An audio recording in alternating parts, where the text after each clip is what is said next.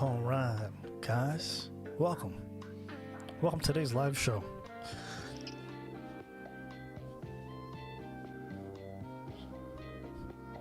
All right, I don't know why. I don't know why, man. Every time the Law and Order thing comes on, that shit slaps. But maybe this is not appropriate. I feel like this is Ab and Priest channel, so I should give you guys what you actually came for. God damn, this shit slaps. No, we're not gonna do that. We're gonna get straight to the point today. Glad you guys can make it. Glad you guys can make it for today's live. I'm doing these impromptu lives with some different ideas just to have a little bit of fun.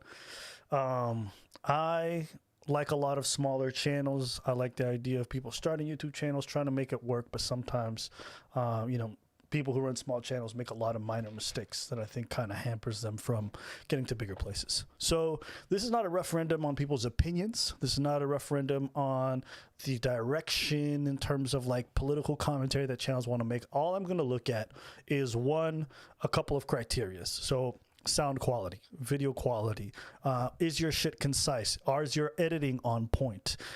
Do you have any good intangibles that makes your channel set apart? And then I'm probably going to look at like upload schedule. Do you have a focus with your content, or are you just kind of open and still figuring it out? I'm going to try to make this as concise and as effective as possible so that if any of them do watch this, they get some good information from this. And that's pretty much the gist of it. I like supporting small creators. I used to be one,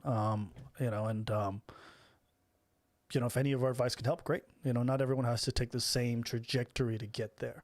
But I like supporting folks. So this will be a good way. If you guys like any of the channels that I mentioned, go out, show them some love. Even if I disagree with what the person is saying on the video, please, guys, do not go to say anything negative about them. I know you guys love us and you want to defend us, but it's not necessary. We're grown men and we can handle criticism or disagreeing opinions. Okay? So,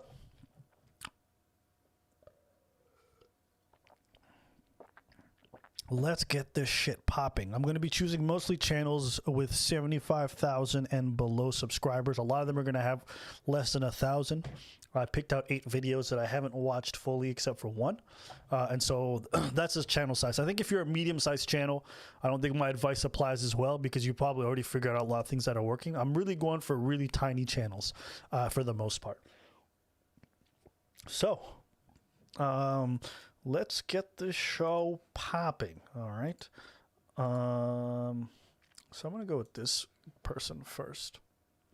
So, this is a channel called The Apartments. The Apartments. I guess all these guys live in the same apartment building or something. Okay, so let's just start right here. Framing.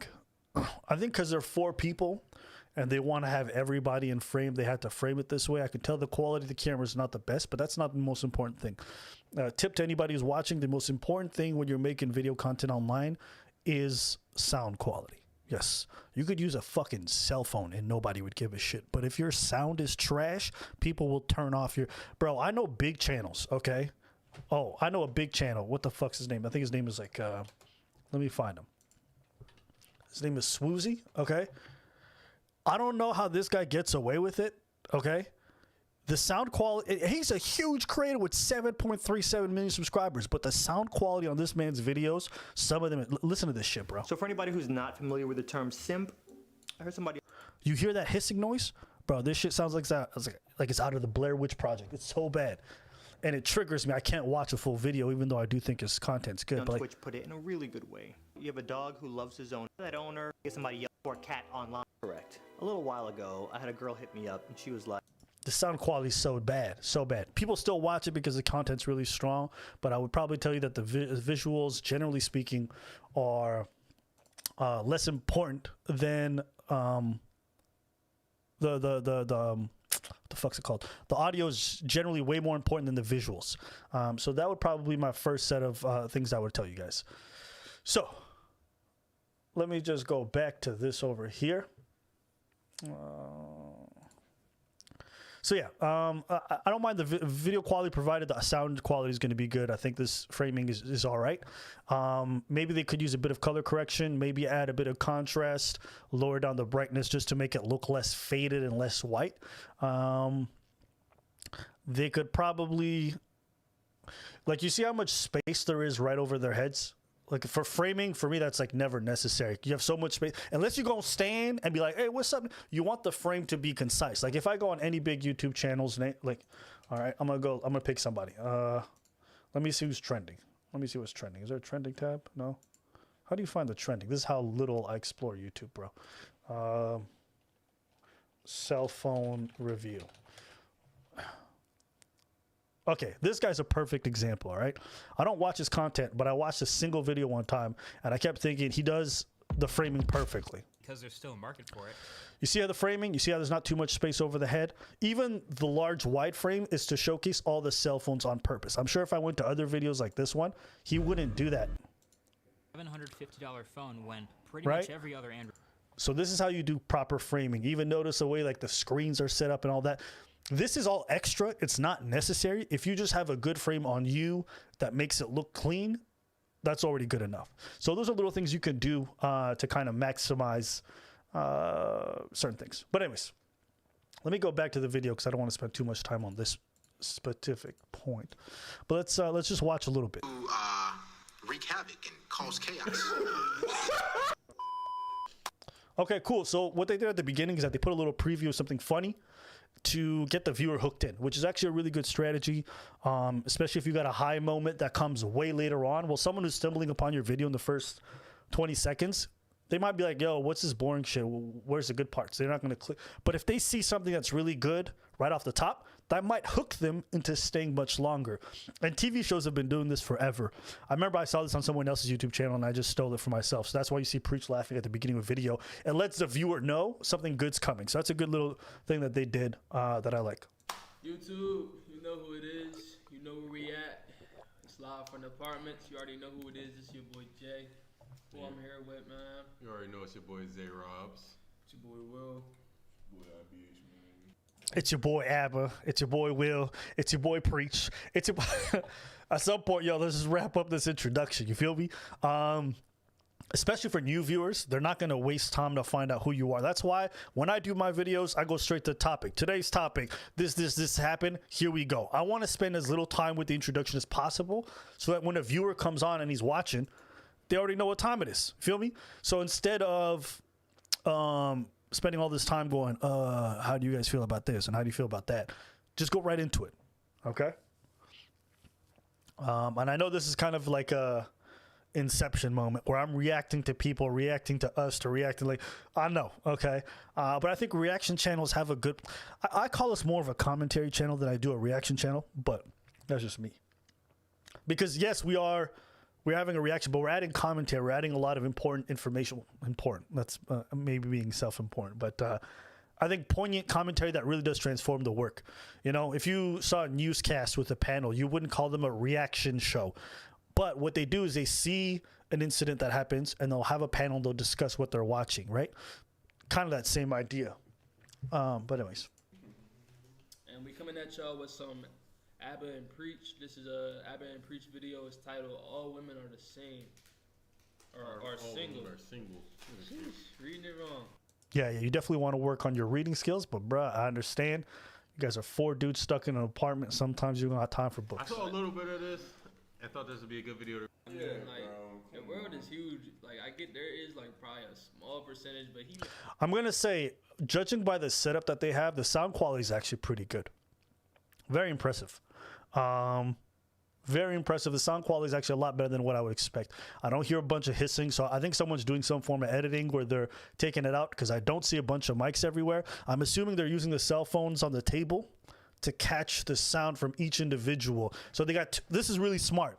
Okay. Now, if you can't afford a mic, right? If you can't afford a mic, you can't afford a camera, you can use a bunch of cell phones. Get a couple friends, grab some cell phones. There's voice memo apps on most cell phones. You can just record your voice. You hold it right beside you. I've seen big ass channels do this, okay? And you'll get decent sound quality. After that, you do a little bit of post editing and you can get good sound quality. So if you can't afford to get a bunch of stuff, that could be a good alternative.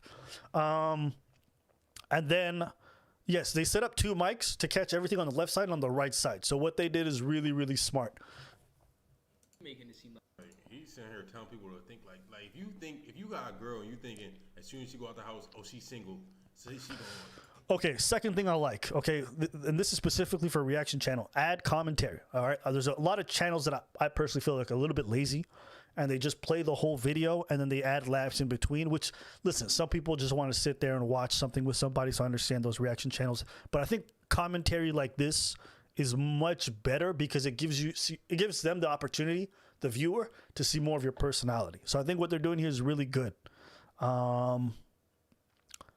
And it seems to be the case for most of the video. In fact, our video barely plays. They're spending most of the time talking. So that's really good. Somebody. I think they just get let in if they're cute enough, maybe, or if they know somebody. But that's just for it to be ratio. I don't know if like the do-rags are part of like the whole setup. It seems like all of these guys own a helmet of salvation, which I think is dope. So you guys wear that. I like how the white guy's the only one not wearing it. Right. Keep on thinking negative thoughts. Like, yo. Whoa, what just happened? Look at this video quality difference. That's crazy. Okay, if they got this set up and they can just fix the frame, these guys are Gucci. Yeah, these guys are Gucci. So these guys are called The Apartments. Let me just, if I haven't already. Yeah. Okay, cool. Yeah, go down here, leave them a comment, show them some love. I'm going to just check on their channel real quick. Okay. Yep, they seem to be uploading pretty regularly, which is consistency is always good. Thumbnails, okay, yeah, I see the thumbnails. I'm not mad at these thumbnails. Just keep improving on those. All right. Yep, using bigger names definitely does help, just because then it creates traction from that fan base. So I'm not mad at that. Yeah. I mean, overall, I think these guys are doing a lot of good things. As they're going to get better, sharper, funnier, quicker with their commentary, they're definitely going to do good.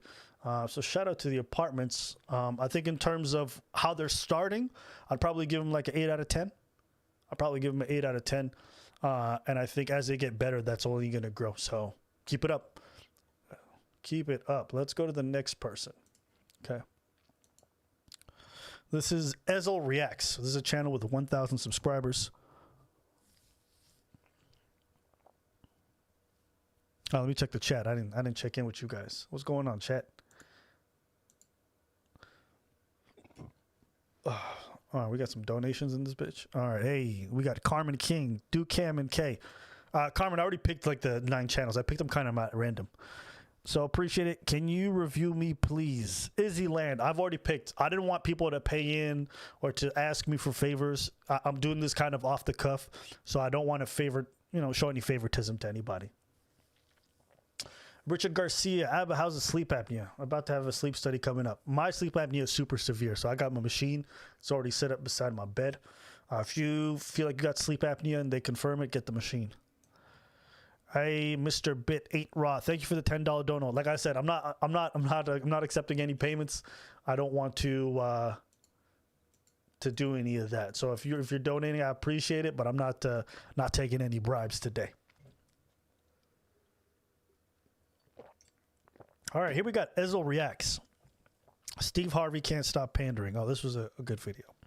Okay, so this seems, are they a couple? Today we are looking.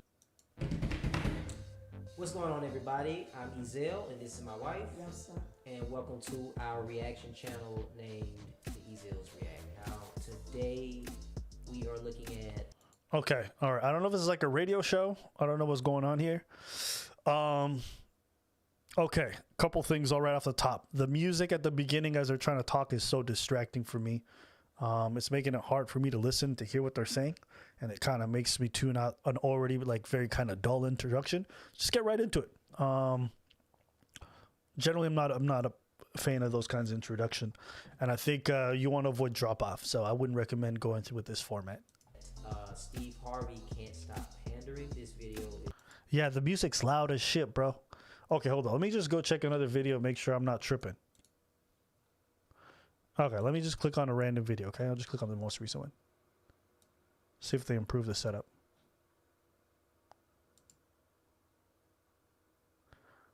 Is my internet bugging? What's going on, bro?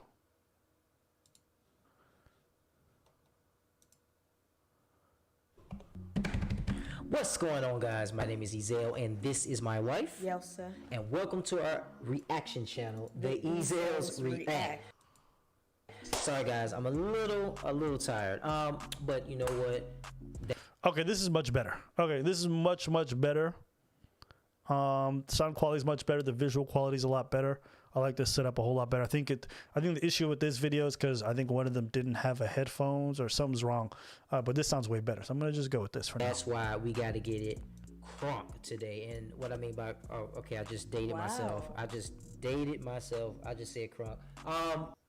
Hey, I'm not laughing. Probably won't be laughing. I'm not gonna laugh. What's that? That one was kind of hard. That one was kind of hard not Oh, are they trying not to laugh? Stop playing with to me. laugh at because of their reaction and how the woman just was like, I see tears in your eyes. No, you don't. Yes, I do. No, you don't. Right there. Oh, people really watch this video trying not to laugh? Guys, it's okay. Just lose. Bring some happiness into your You life. see That is tears.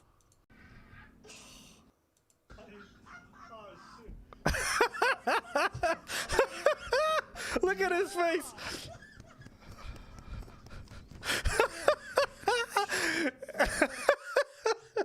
This man's really trying not to laugh. Hey, man, just give up. I was not ready. Is this man crying? Bro, the try not to laugh challenge also includes crying. Stop playing with me. Constant chafing against the sugar walls, you know what I'm saying? After a while, you start to feel diabetic, okay?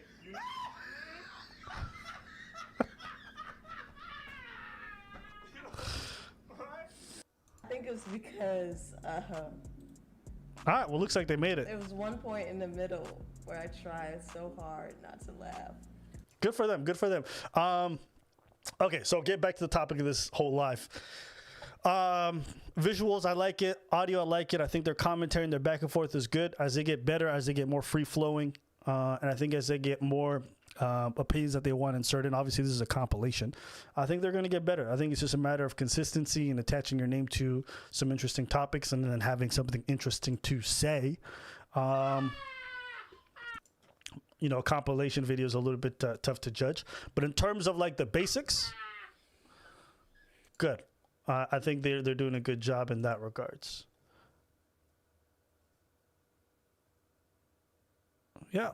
I don't think these thumbnails are very good. There's too much text. Generally, for me, thumbnails should be simple. You want thumbnails to just pop, and then also not have too much text on them, or else it becomes too much to look at and your eyes. Like, generally, the best thumbnails are simple ones. Those are the ones that grip people. So I think their thumbnail game is not that great. And neither is their titling. I think titling is all right. But in terms of clickability, this is too much. There's too much going on. So I think that's probably what would be one of their weakest points. Yeah. That'd probably be the advice I'd give them. Yeah. That'd probably be the advice I'd give them. Yeah. I think it's great that he's doing it with his wife. It's kind of a cool thing, cool dynamic. You know, as a married couple, maybe just talking about your experience, you know, mixing in a matter of like reacting and also talking about stuff that you guys find is poignant might be a good mix. Yes, that's about it for this channel. Well, this one in terms of, yeah, this one's good. All right, let's go to the next one. All right, so this one is a channel I'd seen before. Oh, let me come back to the chat real quick. Chat, what do you guys think? Am I being fair?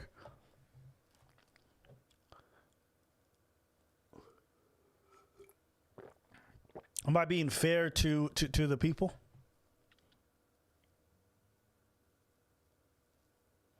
Yeah, I feel like I always want to help folks. Zoom boy, off topic question. How comfortable is your chair? Been thinking about getting one. This chair's pretty good, honestly. Investing in a good chair if you're going to be working in it is really, really useful. Yeah, I mean, guys, to be fair, today's live is not meant to be the most crazy entertaining. We're watching a bunch of small channels who are still finding their way. I think it's just good to look at them, because maybe a lot of you want to start channels. Maybe you guys want to understand better what helps a channel go from small to large. So maybe you guys can use this information, even if it's not directed at you. Hopefully it helps out.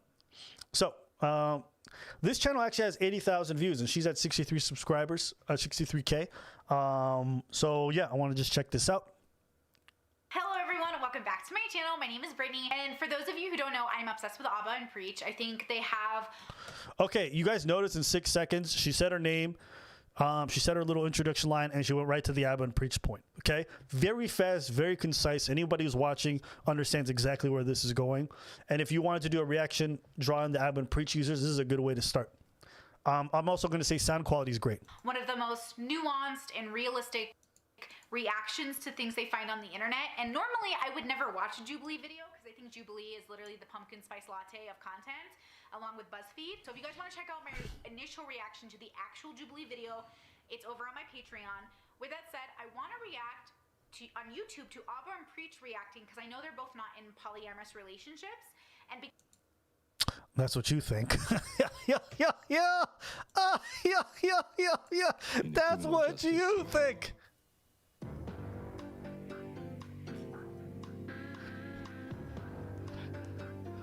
Yeah, when everyone says, man, you could only have one girl your whole life, and then I'm just like, polyamory, baby. yeah. All right, I'm just playing. I'm not in a polyamorous relationship. yeah. Because I lived in an open and polyamorous relationship for 10 years, I want to go ahead and talk about my experiences, especially since now I have decided to be purely monogamous. I want to talk about why that is, and I want to see if they kind of talk about it themselves. So if you guys want, links down below for their video. Please go check them out and subscribe. I'm not going to front you. I'm a big fan of this like 70s hair. Like I fuck with it. I don't know what it was about ladies from the 70s, but whenever you look at old pictures, like I don't know what it is, like this whole 70s and 80s eras, but some of these broads, like, yo, I was a whole big fan of the afro look. Even like the whole style, like, I mean, you know, the white girls didn't have fat asses back then, but you know, it's still all right. But the hairdo and like the way that people dressed, like I just fucked with it. Maybe I'm crazy. Like, oh my God. Like, yo, if a sister came up to me in these outfits, I'm like, girl, how's Austin Powers doing? You trying to bang? You know what I'm saying? Let's talk. Do you like psychedelics? You must. It's the 70s. Everybody fucks with psychedelics. But good Lord. I just approve. Yes, sister. Wear them overalls, okay? You just came down from Mississippi. Now that you in New York. Let's go. Hey, we got the fur jacket. Fuck the animals. Let's go. She got some fake ass snake skin. Let's go. Hey, get down on it. You already know. My man got his shirt open. Let's go. Come on, bro. How you gonna tell me this era didn't have some of the coolest looking clothes? Even white girls was popping. Look at them. Right? They look like ice cream cones, right? They look like they look like popsicles. But I approve. No bra. With your little titties. Let's go. Let's go. Hey, this is how they used to stretch in the 70s. With your green skirt on. Come on, man. Stop playing with me. It's fire. Okay. All right, man. Okay. I approve of this, okay? I approve of this, okay? So, you know, shout out to Brittany Simon, okay? I approve of this hairstyle. Now, let's get back to this video. Really insightful and just honestly really real people, and on YouTube that's really hard to find, so check. Okay, great intro, great energy. Visual quality is awesome. Look at the framing, like I was telling you guys, not too much space above the head. I actually prefer it tighter, but that's a subjective thing. I think this framing is great. Let's see what it looks like during the video. Okay, only thing I would say is now that you are reacting to the video, the framing is a little bit fucked up. I would have probably zoomed in on you and then that's what we do for our videos. If you notice, once we're reacting to the content, we zoom in a little bit so that the content that we're playing is not hiding us, right? So don't hesitate to crop inward just to get a better frame. So that would be my advice on that point. Yeah, if I'm looking at it, it seems like she's talking for most of the period. This is a lengthy video. Seems like she's got a lot to say on the topic, which is always good. Audience engagement's good. So yeah, all in all, I approve. Let's see here. Okay, so she's topical. She posts regularly. Covers all range wide of topics. I like the thumbnails. Is she wearing elf ears? Yo, my girl's wearing elf ears. Let's fucking go. Lord of the Rings in this motherfucker. Yeah, you thought I was gonna hate on you for the elf ears? Hell nah, bro. I play Dungeons and Dragons. I'm a nerd for real, for real. If you guys want to go check that out, go to Abba Atlas on YouTube if you want to see me play D&D. Hey, she back. Why I'm no longer a BDSM educator. Okay, see, I want to click on shit like that. This is a great title. One line, a few words, the words that matter are in caps. Look at the thumbnail. See that thumbnail? Who's not clicking on that? Okay, I'm clicking on this one. I love simple thumbnails. The simpler, the better. This is also really great what she did with the outline right here. Oh, damn, this looks like a Brazer logo. Is she Middle Eastern? Is she Lebanese? Is she Lebanese or Egyptian? Abba and Preach. Hey everyone, welcome back to my channel. My name is Brittany Simon, and today we... Oh, she's Middle Eastern, bro. I just thought she was regular white. That's crazy. She must be like half. She looks like she half. She gonna say she's Israeli? Abba and Preach. You guys know I like Abba and Preach, and of course I am the child of immigrants. My parents are from Iraq. We are... Iraq! Okay, I'm just glad you didn't say my parents are from Iraq, because then I would have been like, bitch, stop lying. Iraq!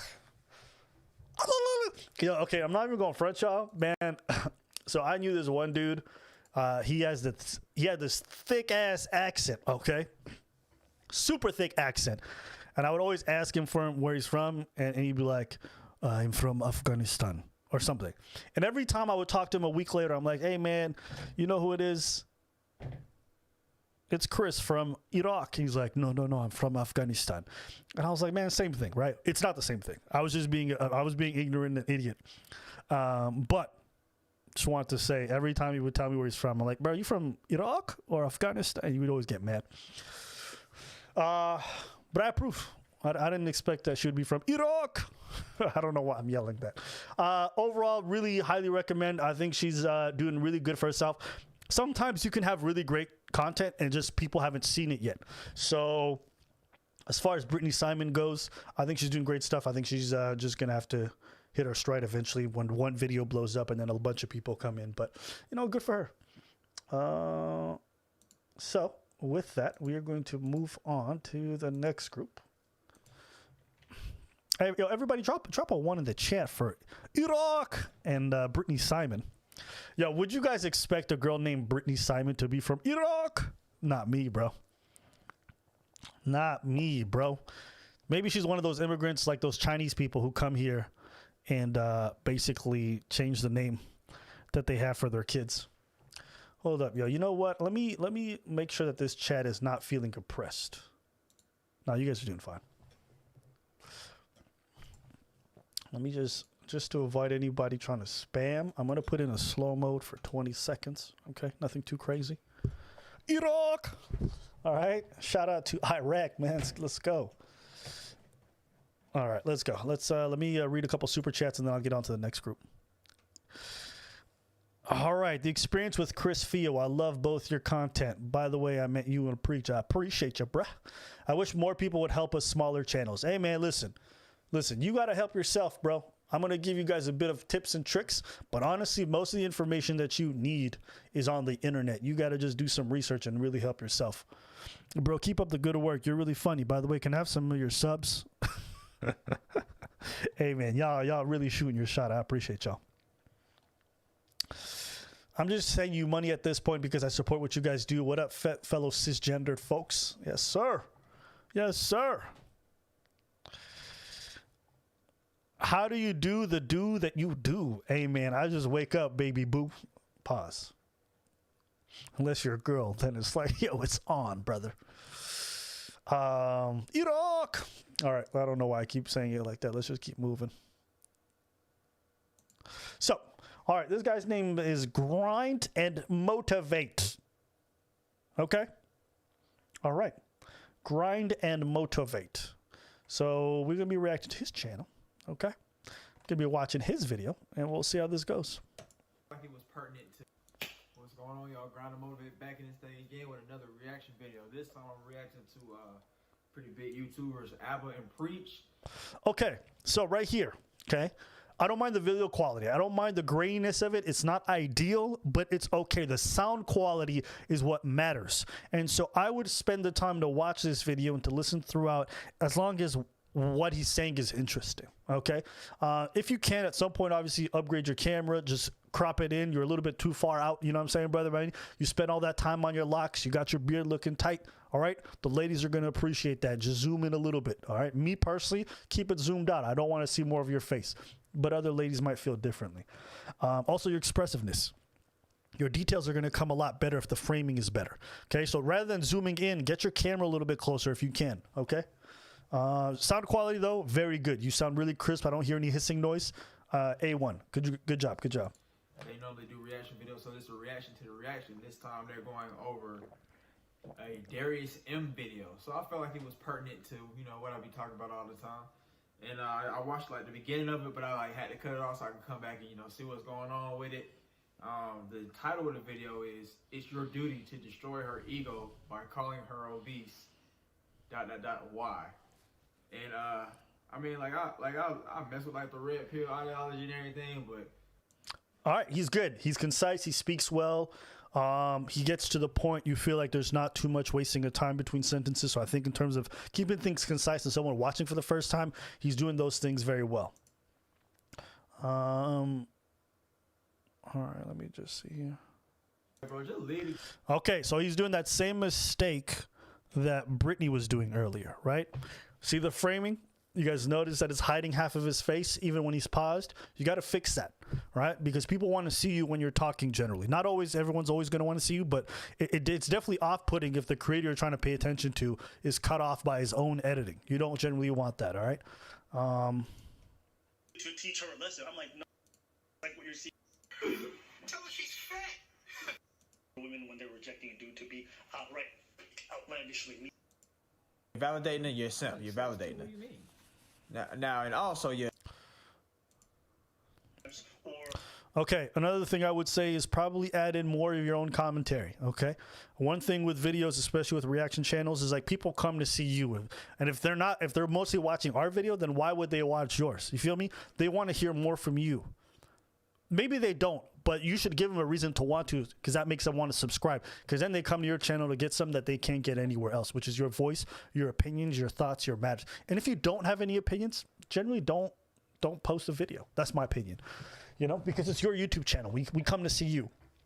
We want to see what your thoughts are on matters, okay? So that'd be my opinion on that specifically. Let me go just check here. Okay. Thumbnail. You got to improve the thumbnails, bro. Thumbnails is probably the most important thing. The single most important thing you could do in order to make sure that people click on your videos is thumbnails, okay? First thing you want to do is create simplistic thumbnails. Look at this, man. The text is clashing with the bubble. There's too many pictures and too many things. It's a mess. I don't know what this is about. I just want to click on a video and then immediately, or like not even click, I just want to look at it and know exactly what it's about. So for example, okay, I'm going to go to my YouTube page. All right, my thumbnail, you see my face right there? That's a good thumbnail. It pops, it looks creepy. You don't know what the fuck is going on. That's a good thumbnail, okay? This is also a pretty decent thumbnail, okay? You see how he's highlighted? You can see him very clearly. He pops. I like that, all right? Let's see here. Good thumbnails. This is my style of thumbnail, okay? Since I do commentary, this is sports commentary. Very simple. The subject, right, which is the Dallas Mavericks, very good right there. And then the person who's talking. We know what the fuck's going on. It's not too much bullshit going on the screen. Sidemen, okay? I don't really watch these guys, but I clicked on one video and it's fucking over. God bless the Sidemen. Congratulations on all your success. But look at this. See the thumbnail? It got his face that's popping, and then whatever's in the background that works really well. All right. So yeah. Okay. Let me. So that's my thoughts on the matter.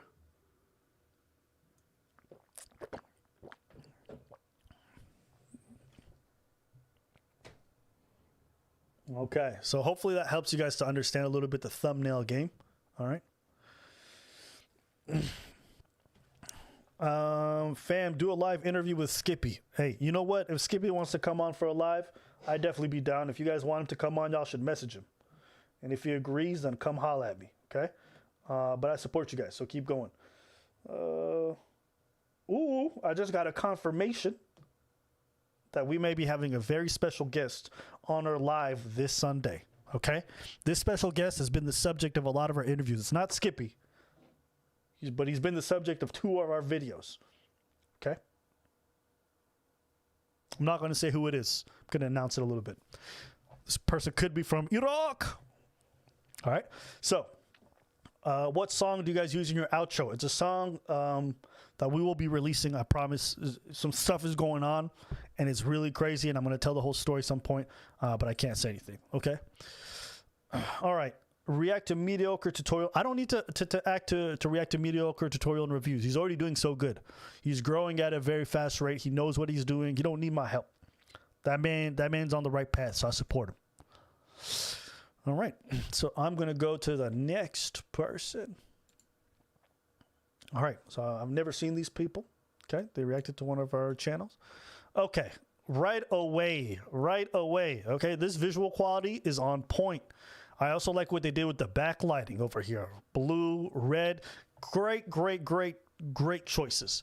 Once again, I would have probably zoomed in a little bit so her mouth is not hidden or his mouth is not hidden. That would probably be my only thing that I would say visually, but right away, great. Title game, very good. Let's go. My front balcony is in the back of his video. Does it have the white arches? It's the white arches. Shut the Oh. Those are recent. That's my home. Once again, they use the same trick, which is the go to the highlight moment right away at the beginning. So that's that. Haven't preached, man. Love their channel. Let's do it. Team Jackson, what's happening? Team Jackson, what's happening? Team Jackson, what's happening? All right. I'm gonna just zoom over to a part where they start talking. They do, yeah. No, the zoom in, I love it. The zoom in is like it's like tension, but it's like in this video it's like hilarious, but it's like It's like she reacted to his video. Sound quality is A1. This is what happens when you use a good setup plus good equipment, good proximity. This is great. This is like some of the best sound quality you're gonna find. I highly approve. Yeah, this is good. All right, man. So what he saying? You was the best. You was wifey. You was this, that, and the other. She only like she on earth right now. The man, put it like this. That first. This dude is a clown. Okay. Let me just check something else. I want to check something else before let me go to their most viewed video, see what's popping. Okay. Going savage on a woman and telling her that she's Alright, I'm gonna tell you right now, I already know this brother about to go ham. Because most consultants. But I'm actually curious. I might say something. You don't. A little bit on who you can, who you see yourself Who you with. qualify for? Or who you qualify for. Okay, so this is what I'm gonna say about these two. Great setup. I think the dynamic could be very interesting. I just think their personalities don't come out enough as I'm watching the video. I think with commentary and stuff like that, you want to interject when it's poignant. People want to hear from you, because if we just see the full-length video for about 6 to 8 minutes on length, we kind of forget that you're even there, and we're more focused on what you're reacting to, right? So bring out more of yourselves in the content, okay? I'm not giving you guys the same advice to everyone else, because your setup is always fantastic. From what I see, video, titles, audio, great. So now it comes down to content, and you guys got to bring out more of yourselves when you guys are doing this, because we want to subscribe to We Random TV, okay? All right, not to what you're reacting to. So I need to see you guys in the content I'm watching. Okay, even if that's not always interesting, or even, as you start, it's gonna take time to get there. Even the thumbnails are pretty good. Sometimes there's a little bit too much going on, you know, but the simple ones like this one, that's a good thumbnail. So just try to keep it simple. That'd be my advice. And I highly rate this one. I think they got a great setup. All right.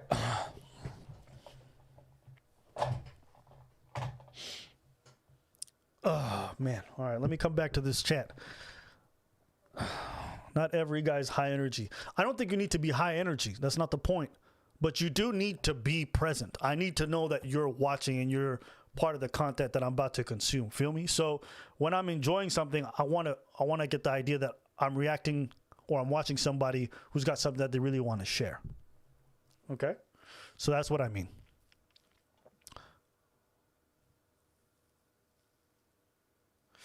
I'm at the 15-minute mark of this live. It may seem out of place, but I use the tech of the internal recorder on my cell phone. Yeah, it's honestly, cell phone for recording audio, it's not the peak, but it's going to be serviceable for most YouTube videos. So, yeah.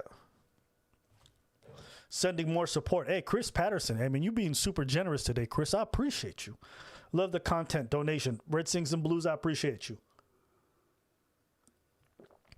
And we got the Demon Lord on Demon Time. All right. You know what? I want to look at some girls from the 70s again. Let me just get creepy once more. Let me just do this for a few seconds over here. Come on.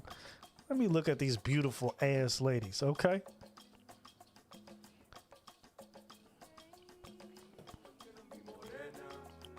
Damn.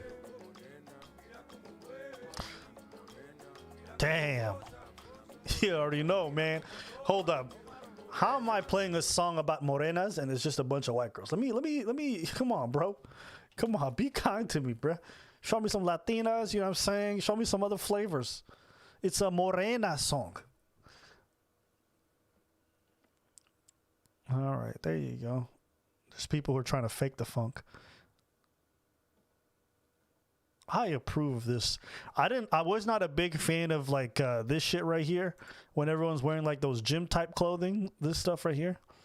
But otherwise it's cool.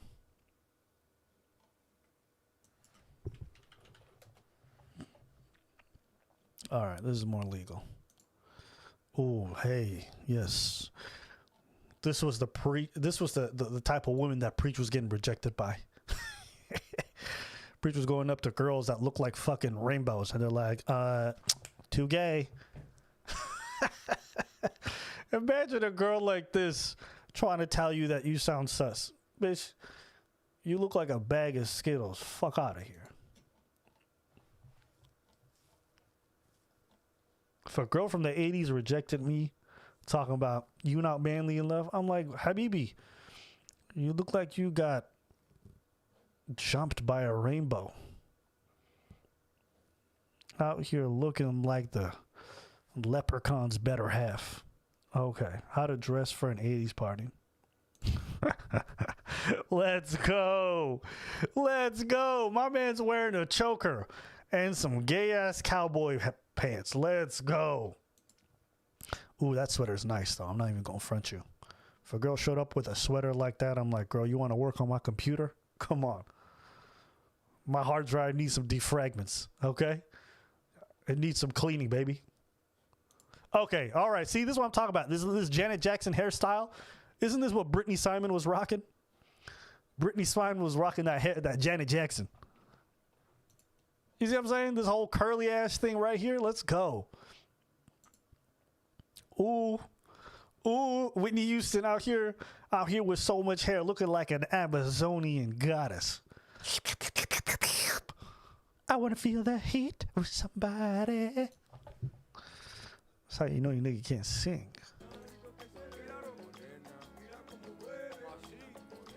Let's go. Stop playing with me.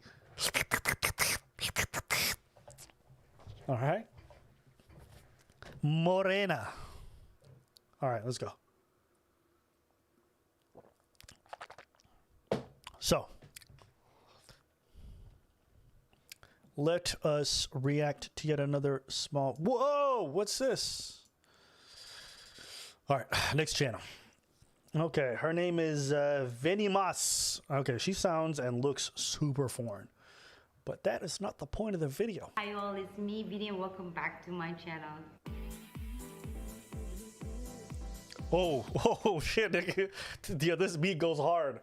I normally don't like when people do subscribe at the beginning, but I'm gonna allow it just because this beat goes Hi hard, all, nigga. it's me, Vinny, and welcome back to my channel.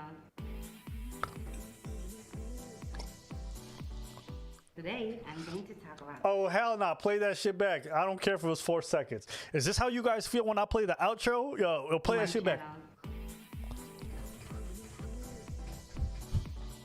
Today, I'm going to talk about... Nah. Play that shit back. Stop playing with me. I don't want to hear about nothing Hi all, else. it's me, Vinny, and welcome back to my channel.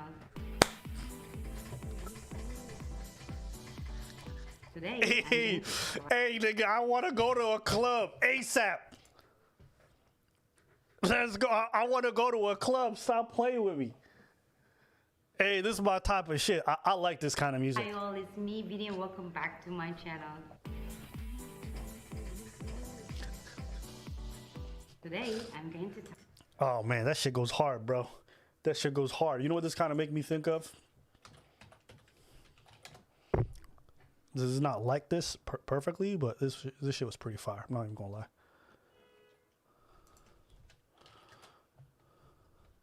Was it this one? Oh yeah, this shit was hard.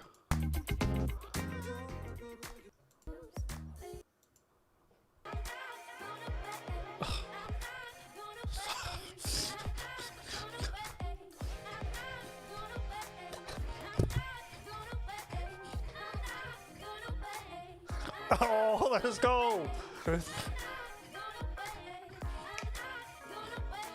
Okay, all right, I'm gonna stop. Just kidding. Yeah.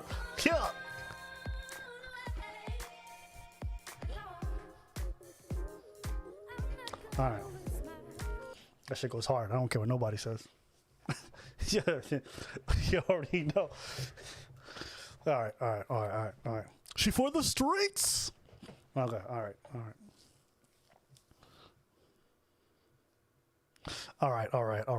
I'm gonna stop that. Let's get back to the stream. Okay. All right, let's go back to our intro. I'm sorry. No more tangents. Let's go back to being professional. Whoa! Talk about this one particular video, you guys. I really like them. I just found them yesterday. I watched like probably... Okay, all right, first off, visuals, A1. Audio, absolutely not. All right, I don't know what that hissing noise is. I don't know if she's filming this right beside her fridge, but that shit is loud as hell, and it's triggering me. Really like them. I just found them yesterday. I watched like probably 3 to 4 videos. I wake up until like... If she finds whatever's causing that giant-ass hissing noise, I think it's going to fix a lot of her issues right here. All right, I think she needs to get closer, maybe set up like, I would honestly say if you have a problem with loud noise, take your cell phone, put it right beside your mouth, hold it like you would if you were a reporter and talk into it. And then in post editing, like don't let it peak. But as long as you're like close enough, you can then edit out any other noise because you're so close to your sound source, okay? That'd be my first advice. Visuals though, A1. Some natural lighting. The lighting looks very natural on her. The framing is A1. I approve. 2 a.m. because of their videos. I laughed my ass off. You already know what the young boy gonna do. Hey. Shoo-be-doop-doop-doo. Yay, girl. Girl, tell me, fellas, have you seen her? Yo, I think I don't know a bit of Sea Breezy, some Chris Brown. Shoo-be-doop-doop-doo. Yay, girl. Girl. Hold up. You think I'm playing? That's exactly how that song goes, bro. Hold up. Let me pull that shit up.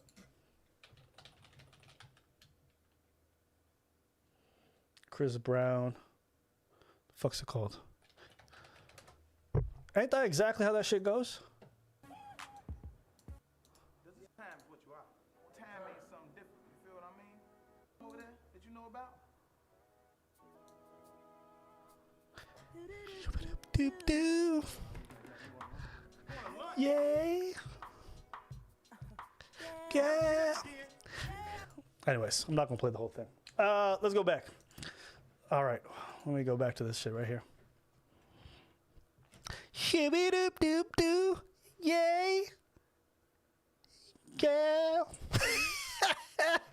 All right. Let me go. It's just way too funny because they really have a very good insight. You know, they are so mature. You know, in seeing things and then Okay, I don't know what country this girl's from. The accent's, I'm with it. nowadays there's lots of pressure. I think out of like the social media. That's why. Even though English is not her first language, she speaks clearly. I approve. It seems like for the most part of the video, she's adding a lot of commentary throughout. That's exactly what you want. After that, it's just a matter of like making the content interesting, right? And doing it consistently until you pop. She talks about stuff like Kevin Samuels, topical things. So this is good. There seems to be some through lines. And those seem to be her most popular video. Makes sense. Is this her son? Hey all, it's me, Vinny, and welcome back to my channel. So today I am with my son. Okay, I think these people, what are they? Are they Philippines? Filipino? I approve. Okay, cool. What other advice I would have? The thumbnails could use some work. Thumbnails like this work really well. There's her, and then there's the word. But when you put the words in white, I would put like an outline around it so it pops a little bit better. But overall, her setup is very clean. This is good. This is a good setup. After that is just getting better at the content. More interesting, bring that out of yourself. But I like what she's doing. That's pretty much my only advice. Let me just see if she does it. Hey, welcome back to my channel. Okay, just the subscribe thing, throw that in the middle, okay? Throw that in the middle. It'll work a lot better for you. I'll give you guys an example. Okay? These guys are hilarious, all right? They're crazy, okay? Obviously, they're getting thrown out. They've been booted off YouTube a few times already because their content's too crazy. Look how it starts. Look how it starts. It already starts on the crazy shit. Oh, fuck. Did I just... Oh, fuck. I shouldn't have played that. Let me just turn that off. See what I mean? These they're too crazy, bro. Okay? Fuck. I shouldn't have played that.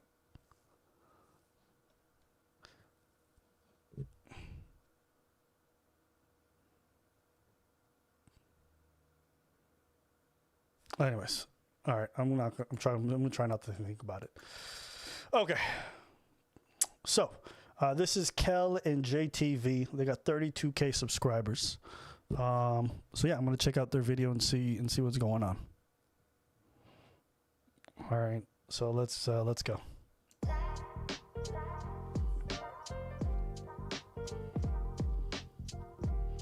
Okay, right away, this like first 5-6 seconds.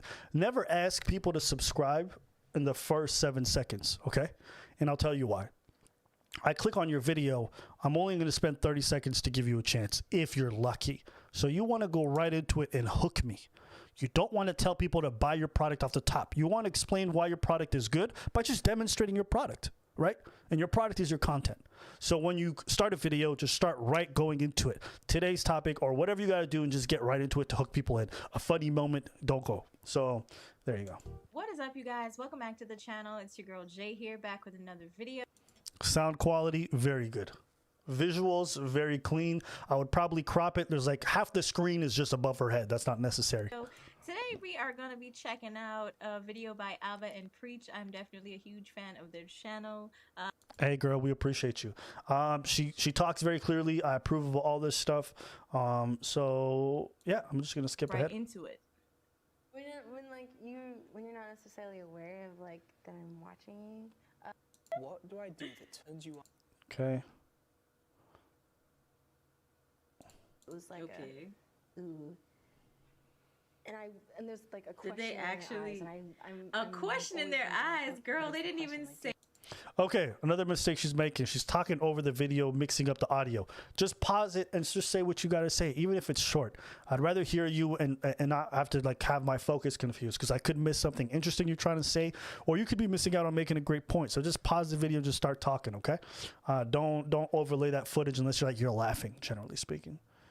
Say anything. don't really know what that's like. Okay. Okay, good. And it's usually because Okay, it seems like she does quite a bit of talking, actually. She spends most of the time. it's usually women. Men don't give a crap. Oh my god. Understand why? When they It's ridiculous. Of Okay, she seems charismatic. I would tell you, spend more time talking, more time sharing experiences, maybe things that you've gone through. Share more of your input. I think in doing so, more of yourself will come out in the video, and the viewer is going to much more likely subscribe because they want to hear from you, right? So add more of yourself in the video. I'm not saying you got to force it, but don't hesitate. That's what I would tell you. Yeah, that'd be my advice. Seems like she's doing pretty well. 32K subscribers, so that's cool. Yeah, post videos pretty regularly. Reacting to all kinds of stuff. Okay. I don't know how much of her own commentary she adds in all these videos, but I think the way to succeed on this platform doing any form of reaction, in my opinion, is to add your own opinions in your commentary. And people might say, like, what if I have nothing to say? Then traditionally try to react to things that you have things to say. You know? That would be my advice. All right. And then we got this girl, okay? This one's only a 4-minute video. Her name is Kanisha Toktu. This sounds like it could be South African. I'm not really sure. Maybe Zimbabwe. Who knows? Doesn't matter. Let me just play the video and let's see what she got to say. Hey family, it's Kanisha Tachin. I am back with another video. In today's video... What did she say? Family, it's Kanisha Tachin. Tachin. Okay, maybe I was wrong. I thought this was a different type of name. She sounds very American, so maybe I don't know what the fuck I'm talking about. I am back with another video. Sound quality right off the top is not that great. Visuals is phenomenal, though. She did a great job with the framing. I don't really care about what's going on in the background. To me, it's not that important. Doesn't distract too hard. So, pretty good start. In today's video, we're going to be reacting to Abba and Preach dismissing white supremacy and trivializing black oppression. Oh, hell yeah, nigga. Okay, I gotta watch the whole thing. This is about to get juicy. Okay. I'm curious to hear what she's gonna have to say. Okay. Let me just check out some super chats and then we about to go in, my niggas. All right, here we go. Bro, Abba, when you starting that anime channel? I already started. I've done a few live streams. Go to Abba Atlas and you can find it there. Rodney Platt. Hey, great content. As someone that's getting into content creation, seeing this helps me see how I can improve my setup. I am happy to do that, sir. This advice is free, but I do appreciate the donation all the way from Europe. I'm assuming from the UK. Thank you, good sir. Streetman Logos. Thank you for your dono. I'm not allowing anyone to buy my reviews. I'm just helping out young creators. Red Stings and the Blues. One more time, taking notes, giving smaller channels ways to grow. That's right. Helping y'all. Try to help y'all. Can you give my gamer channel true nice? Hey, man, if people see it, they see it. Love your guys' work. Please keep it up. Thank you, Jesus. Demon Lord. Thank you. Shani Nantogo. Damn, girl. I like your name. How you doing? Gang, shout out from the real. And then we got Prince Ragita. Thank you for the dono. Lando Brahms. Thank you. Moki. I'm out here doing part for the community. I'm trying to help. Marquise Lewis. MBA. $20. Thank you for donation. And Demon Lord on Demon Time. Can you please review my reaction channel? Unfortunately, I'm not allowing anyone to tell me which ones because I don't want to take money to do this. I'm doing this just because I can. All right. If I were to take money, I think it would kind of ruin the whole process, right? So I'm just doing this for free. If you get reacted to, great. If you don't, you know what I'm saying? It is what it is. All right. So let's go right here. Now, look, obviously you guys are going to see the dislikes and likes, and you guys are going to judge the video. Me, I just like listening to the person and seeing what they have to say. Now, obviously the first sentence, you know, but let's hear the person out. Yeah. People are great at having fun. That's a function. Great job with the framing. I love how she cut it in half. You see her and you see the video clearly. Like, listen, irrespective of what she thinks about my video, her setup is great. Of white supremacy. No! Oh, you did not. No! Okay, the reason why I had that reaction, which I probably would have liked if she included, was before I predicted why I thought the guy was going to say why white people suck. And I'm like, don't say it. And then 3 seconds later, he confirmed what I thought he was going to say. So that's why I ran off, okay? But anyways, let's play the video. No, we was having fun, nigga. We was just having a laugh. We was having a laugh. White people are good at having fun. This is a function of white supremacy under the umbrella of... Yeah, motherfucker, it is a function of white supremacy. Oh, this is going to be good. Let me get ready. That's very true what that brother said, because white people are the only ones that are able to have true fun. You know, white people could literally allocate another part of America to black people, but they refuse to do that because dominating us is fun to them. Okay, the video's out of sync, so that's like always a problem. You want to make sure it's in sync. Something weird about seeing someone's lips move and the audio's not right. It drives me fucking nuts. Okay, now, to what she's saying, the idea that only white people can have real fun.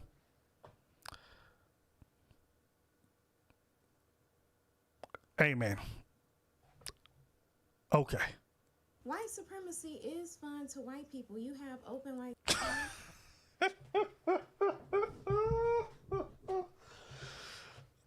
White supremacy is fun to white people.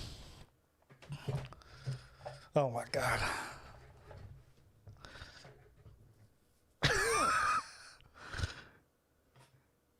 You guys can't hear her? I'll turn her up. Let me just play back what she said.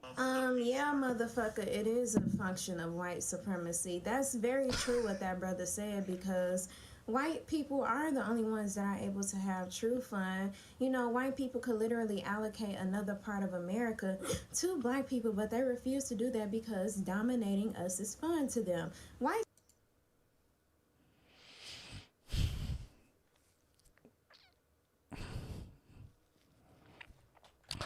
I don't know.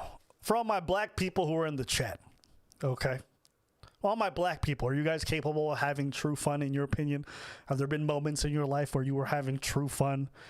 Did white supremacy come ruin it for you? You know, I'm going to try to be as open-minded as I can be.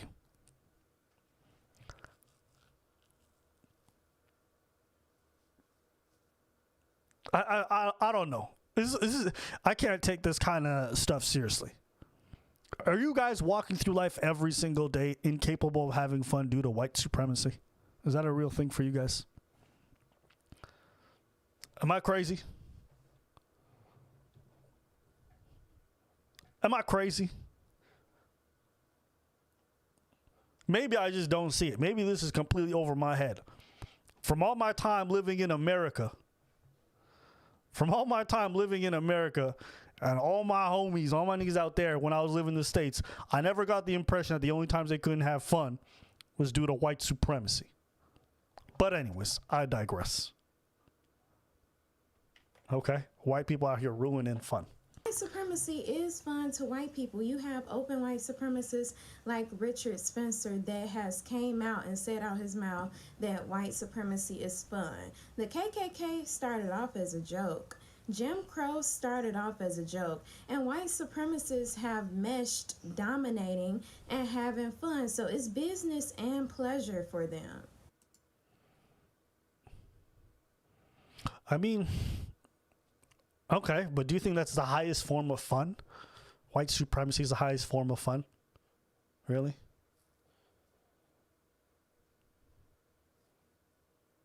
Like, have you never been on a water slide? You don't think a water slide is more fun than... What about, like, I don't know, man. I'm not even gonna front you. Like, I had a girl, like, suck the soul out of my penis. That shit was fun as fuck. Now, if I compare that to white supremacists running around burning down buildings, do I think that they had more fun than me? Probably not. Probably not. Because while they were burning crosses, bro, I was selling my soul to the devil. This girl sucked the shit. Tsunami alert. That shit was wild, bro. You know, and, you know, I imagine that's got to be way more fun than white supremacy, right? You know? You know what else is fun? You have a long day of work. You're driving back. You're like 20 steps away from your door. You need to shit like crazy. Then you fucking just blow from the car door to the home. You rush to the bathroom. You take a huge dump. That sounds like tremendous fun. You know? What else is fun in life? What else is fun in life? I don't know. The fuck do I know? I don't like how Abba and Preach are minimizing white supremacy. As you can see, they couldn't make a statement to debunk what that brother had to say, so now they just mocking him. I mean, you can't debunk something that just sounds so absurd. White people are the only ones capable of having fun. Is your life really that miserable? Due to white folks? Don't get me wrong. I understand white supremacy is a thing, and it's a problem. Granted. But you're incapable of having fun? Okay. And it's either true or it's not true, you know. And what they're doing right now is trivializing black oppression. So what I would argue that blaming white supremacy for everything is trivializing white supremacy, because then it means nothing. Okay? Habibi, if you're not able to have fun in your day-to-day life, that's not white supremacy's fault.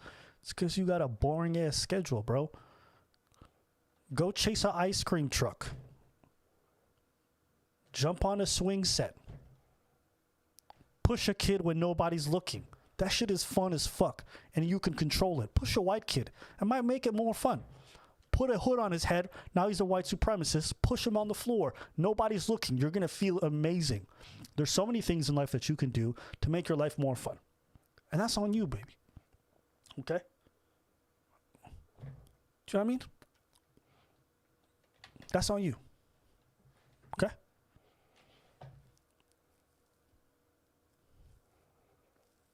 So that'd be my advice to you. Let's keep watching. I need, you know, Abba to do is go back to his homeland where they cutting coochie lips off.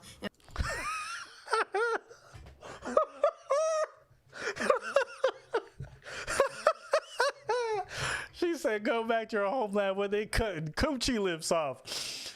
Let me see here.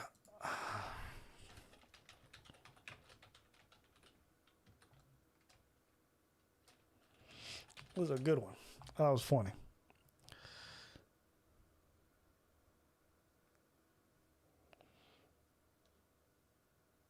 How common is it? I know it was common. I just never knew the numbers. God damn. We out here. I mean, Sudan and Eritrea and all these other countries are outpacing us. But you know what I mean? We cutting coochie lips less and less every day. You know what I mean? Right?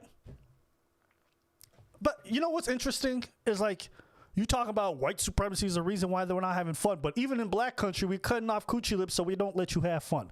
So is that white supremacy's fault? Huh? Nah, we cut off the coochie lips because we said, ladies, you're not supposed to have fun. That's not white supremacy. But anyways, I digress. I'm just having a good old laugh. Shooby-doop-doop-doo, yay, Iraq.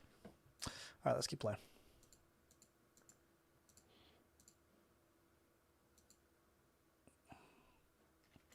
And for Preach to go back to wherever the fuck he's from, because both of these two are immigrants and they live in Canada, and you can tell that they try to emulate, you know, black culture by how they dress and how they talk, but then they shit on black culture by minimizing white supremacy. I digress. We just disagree. Shitting on black culture would be us saying that blacks are apes or disgusting, or black culture is repulsive, or, you know, all this other stuff. I don't think we ever have rhetoric like that. In fact, we got love for our black brothers and sisters. Sometimes we just disagree on what the path forward is, and that's great. We're not a monolith. We can all have disagreements. But, you know, you can't just look at everything and go, well, based on their geography, of course they would have. Oh, well. First off, I've lived in the States for many, many years. Secondly, there's plenty of Americans who share the exact same opinion and sentiment as us. Are they also, you know, shitting on black culture because they happen to disagree with your view? What these are ways to try to discredit someone's ability to participate in a conversation based off of factors that really don't have much bearing on the importance of the opinion. You feel what I'm saying? So when people people do that basically just they don't want to argue what you actually said, so they just want to go throw these things in to be like, you shouldn't even listen to this person.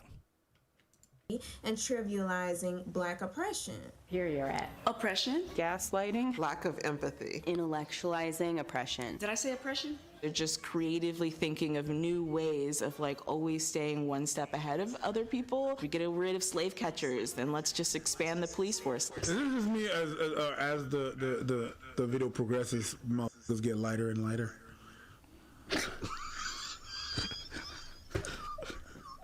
I want you all to notice how they keep going off topic and talking about inconsequential things instead of debunking what that sister had to say.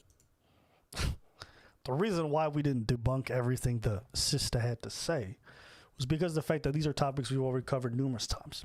The video is called, What Are White People Good At? Now, we were kind of curious to hear what we were going to say. We didn't know it would turn into a trap, right? Well, really what it was just a video to like shit on white folks. That's what it was.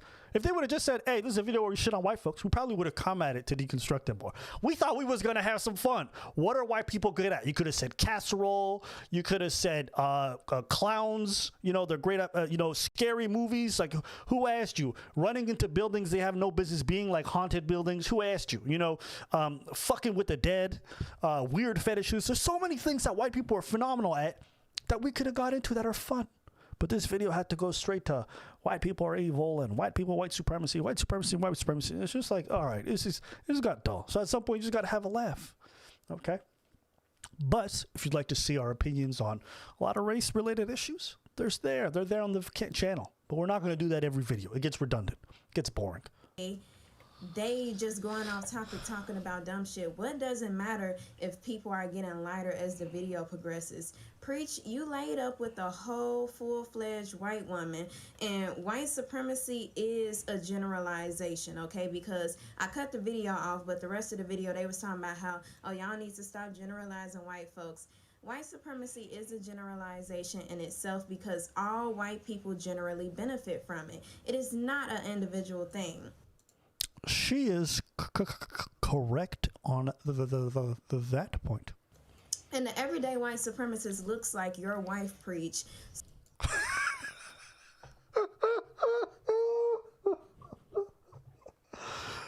Oh, man. It was wild. Get her, girl. Get him. So both of these two niggas need to shut their mouths when it comes to racism because they don't understand it, obviously, and they don't know what they're talking about. And I know Abba and Preach likes to respond back to people, you know, who make videos about them. And I just want to let them know, bring that clout over here because I know just like y'all got all them suspected white supremacists that support your YouTube, I have grassroots black people that support me as well. Habibi, why are we going to work? We don't have to go to war. Why does it need to turn into a big ass conflict? Nobody trying to fight. Yeah, but a fight with white supremacy every day means we got to go to chill. We could just have a disagreement, have a conversation. Now, when I'm fighting for my existence, I'm like, all right, you know what? Then we're not going to have a conversation. It doesn't have to be so confrontational. Jesus. But let me just keep playing this. So I dare you to respond back to this good. Damn, I didn't know I was going to stumble on this by accident. Oh, my God. Bro, this is crazy. I felt like, yo, you know what this feels like, bro? I'm not even going to front you. Okay. This feels like I activated her trap card. Like this girl, like she just got excited and she just pulled like you know what I'm saying? I feel like I'm looking at this motherfucker. She going in. Shibby-dip-doop-doo. Yay, girl. Checking that I just gave you all. And this was a checking that's fine. Back to this good checking that I just gave you all. And this was a very teachable moment. Okay, we have to start calling out, you know, these people that try to minimize white supremacy, yet they trying to copy everything, you know, black Americans do.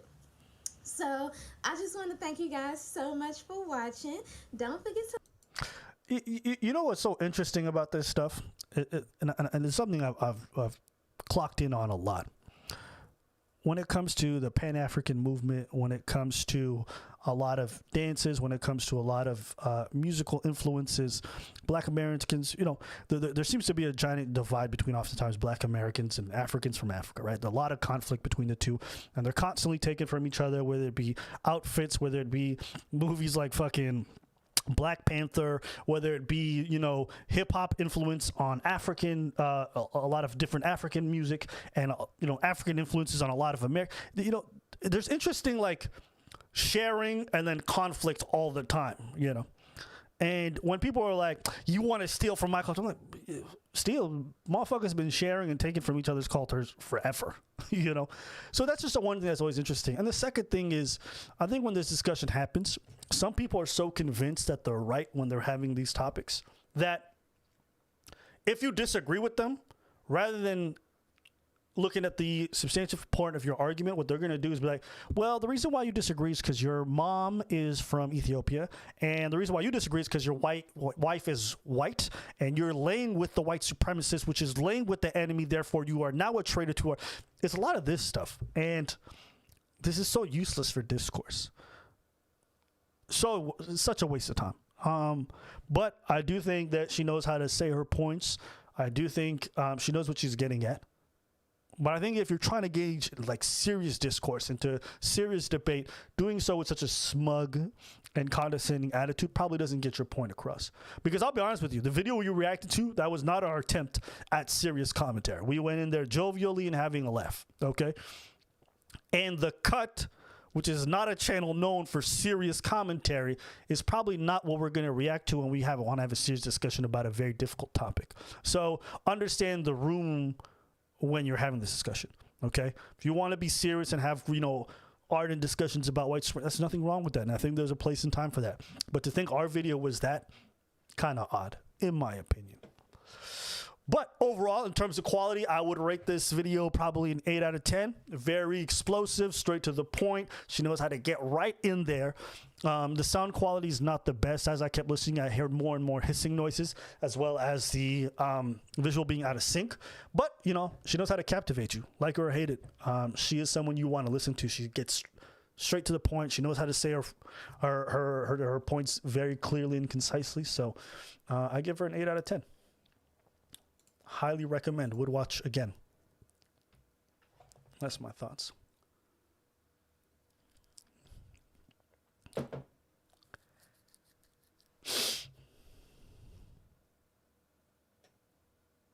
But I digress. I wanted to just talk about that, and let's go read off some of these super chats. And while I'm reading off some of these super chats, let me just play a bit of that song for you. You know what I'm saying? All right. Thank you to The Dating Doc. Is green screen played out for studio setup? I personally don't like I personally don't like it. Green screen. Joey, thank you for the donation. Kel and JTV. Hey, we reacted to you guys. Thank you for coming out. Charles Edward Cheese with the 500 dono. Hey, let's go. Okay, yo, we're gonna have a little dance break. Ay, mi morena. Hey, let's go. You already know. Wow, that was beautiful. That was beautiful. You already know I'm very proud of my boy for that track. Okay. Pret, black people can't have fun. She obviously hasn't been to a black cookout. That's what I'm saying. I'm like, yo, you know what? I think black people have so much fun that a lot of folks want to join in on our movements, on our art forms, on our dances. Like if you think about the most famous dances and forms of art in the world, generally they are often done by black folks. Not all, but a lot of them. And I think people recognize the joy in it. If you think about like party atmosphere, music, things like that, that's a lot of what we do. And so I think facilitating a good time, creating a great atmosphere, it's like personally, this is what I always say. All right, I don't know how you guys feel about this. I always say you can't have a party without black people, but you can't have a party with just black folks either. You know what I'm saying? Because sometimes some real shit goes down. But overall, I just disagree with her sentiment. Kellen JTV, appreciate the advice. Hey, no, thank you. Jay Swinson, you know what else is fun? Sitting on a white man's platform telling them, oh my God, all right. Hey, Anya's Heart, thank you for the donation. Evangeline, thank you. She just told Abba to go back to Africa. Yeah, she did. She really said that shit. Were they cutting off coochie lips? God damn, nigga. She seems very rashish. I mean, Kenny Cherie. Hey, Kenny Cherie, how you doing? $1. Hey, all the way from Canada. Let's go, girl. Smash ball. Heart of cards. Thank you, sir. All right. Hold on. You know what? You guys are donating so much. Let me play a little bit of that track again. All right. Courtney Mans, thank you. Lando Brands. Black Panther came out in February. White supremacists are pandering. Extra onions. Couldn't drop more. Poor country. Keep up the good. Thank you, sir. I appreciate the donation regardless. Extra onions. Hello, D. I just found your channel a week ago and I love it. I literally been binge watching your videos. Hey, I appreciate you, girlfriend. Ajax the Juggalo. Thank you. Something to watch. I'm dropping a deuce as we speak. All right. Melonia Turner. Thank you for the dono. Envy Mo. Thank you. Cam Haley. Oh, Haile. Okay, this is Ethiopian. I'm Eritrean Habesha. What'd I tell you? I live in Germany. And I never had a girlfriend because no confidence. I am broke also, but I appreciate the $10 donation. And I would like to date a white girl. Let me read that shit back. I am Eritrean Habesha too. I live in Germany, and I've never had a girlfriend because no confidence. I am broke also, and I would like to date a white girl. I think it is a thing to date a white girl as no white. I don't know what the fuck that phrase meant, bro. Cute black housewife. Yo, y'all reacted to me when I was in a Jubilee video. I'm the girl who asked about the ears. Oh, I think I know which video she's talking about. I think I know exactly. I think it's this shit right here. Yeah, this one. We make assumptions about people all the time. Can she show her ears? This moment right here killed me. Can she show her ears? Yo, that was such a fucking random thing to say. That was funny though. I'm not even gonna front you. Hey, shout out to you.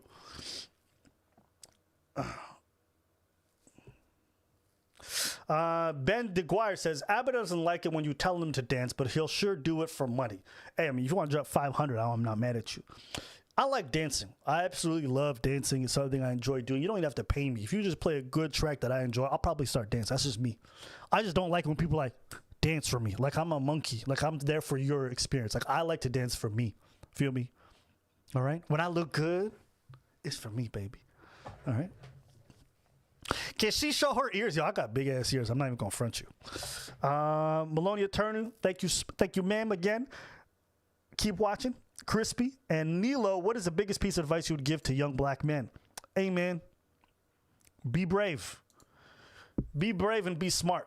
Those are the two things I would tell you. If you operate with those two things in mind in life, whether it be your business, your love life, all these things, you're gonna be doing good. So those are my thoughts. All right, let's go. But you know what?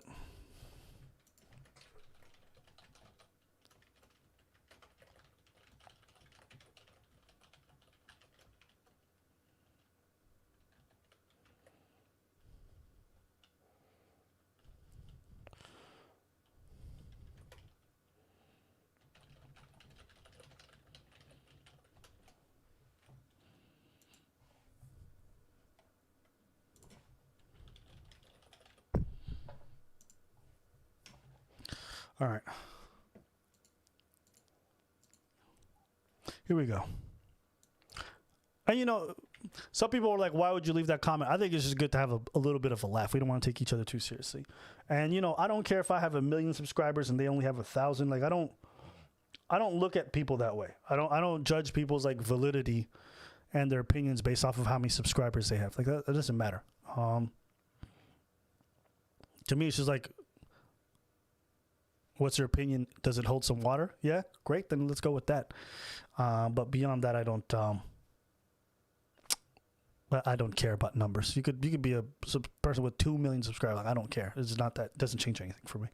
And as far as like what I feel about her personally, it doesn't change my rating of the quality of her work. Because someone can have the worst opinion in the world, and the quality of their work is still great. They could still be super charismatic, super talented, great setup, poignant content, right? So if you have those things, your work is still amazing, all right? So sometimes people got to take themselves out of what they like versus what is actually good. Because I can tell you, she's someone who's very watchable. So, yeah. All right, here we go. Back with the motherfucking...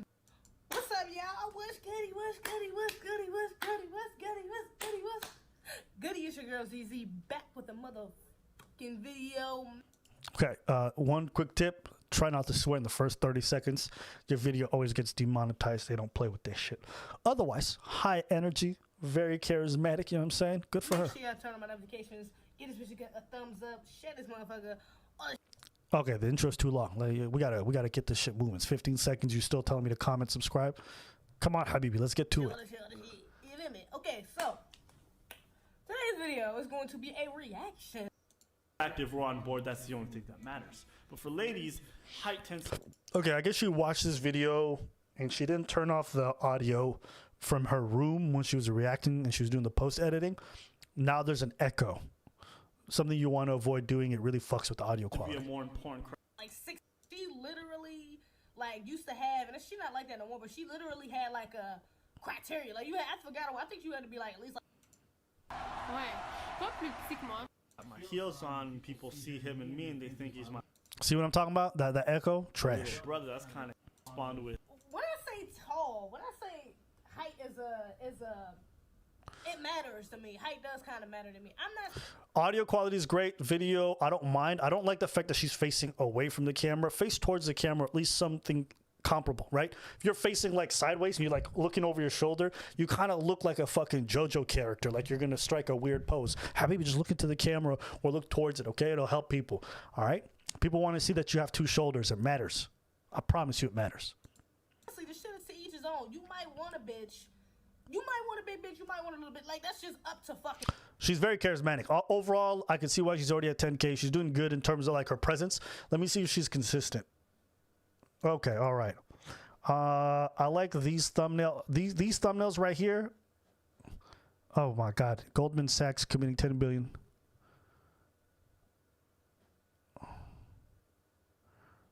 Okay.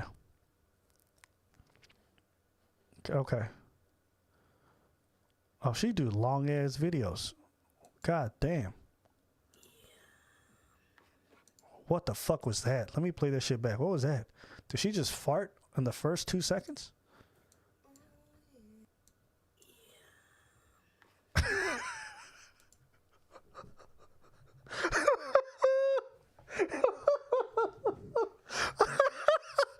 Let me play that shit back. Y'all heard that?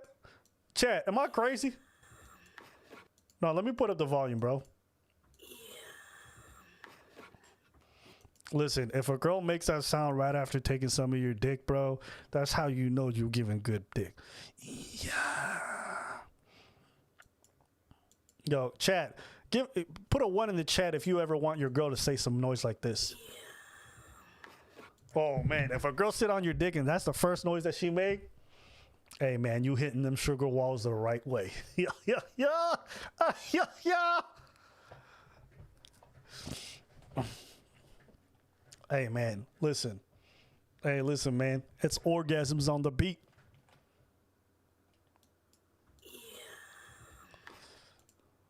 What the joints called? The little wind joints they get energy from. A couple of them joints was frozen over or whatever.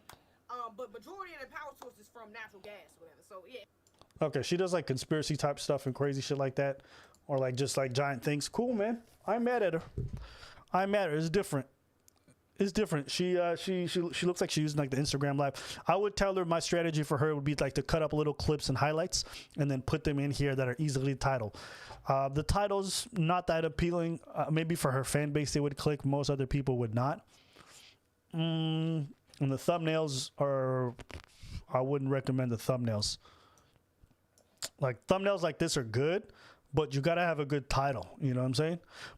But anyways, I'm just saying this is my advice for people who are making long form content like this.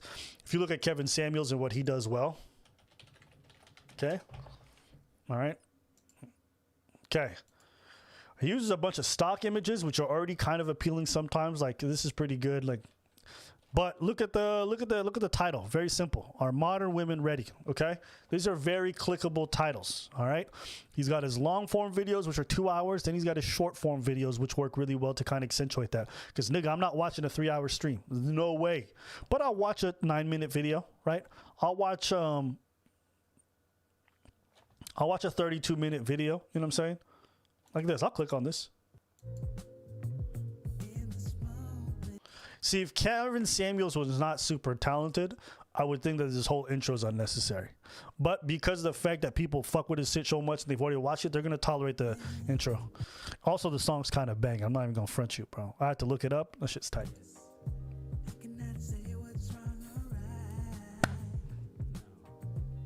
Want to talk about? Do you want to talk about the settling, or do you want to talk about the 10 billion? Several things. Okay, so the first thing you hit on was eggs. Why does it always have to be from a woman's perspective, not a men's? Say again. Why does it always have to be from a woman's perspective and not a men's? Why does it always have to be from a woman's perspective? Yes. What are you referring to specifically?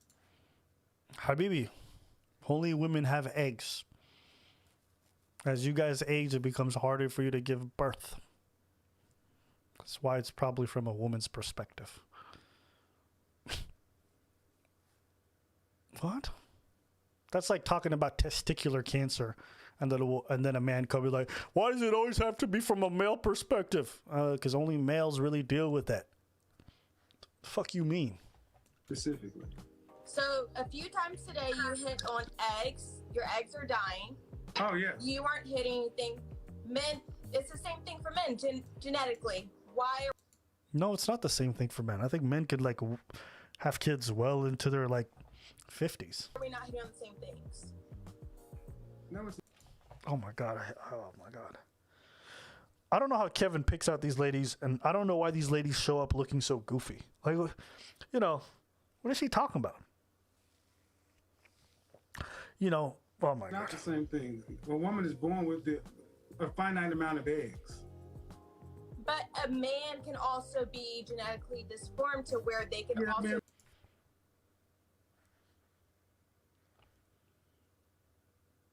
Nigga, what? What are you talking about? You know, oh my god. Yeah, what you want me to say? What does she talk about? Am I the only one who's watching this? And like look at her head tilt. She's like, a man can also imagine being like having that stupid of an argument and looking so smug as you stand there. What are you talking about? Yeah, but is that okay, ma'am? Okay, all right. Due respect, let's be. That's not the norm. Sure, it can happen, but a woman is. Yo, see, I made my point. Men and women, we don't deal with the same thing. What do they call it? Don't they call it like geriatric pregnancies?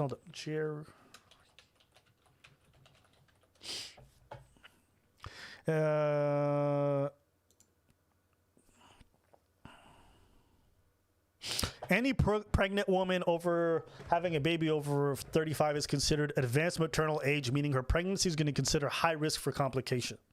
Okay? Okay, so over 35, okay?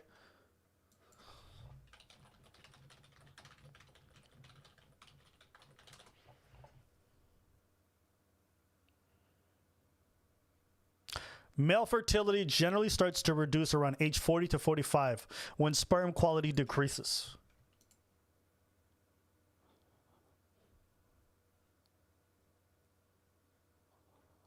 All right. So there you go.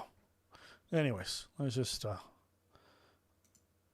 don't know why I clicked this video. Are women, but it's the title. Are modern women out of control? I'm like, damn, nigga, maybe. I don't know. I gotta click this shit. Is born in utero with the set amount of eggs. I didn't make obstetrics.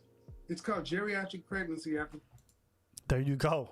My man knows his terminology. 35. Let's go. If you want to argue the science, that's not here. Okay. I'm just saying after 35, it becomes geriatric pregnancy. Most women are not advised to have children past age 42. Is that the same for men? I don't know. Are you able to put that statistic up there?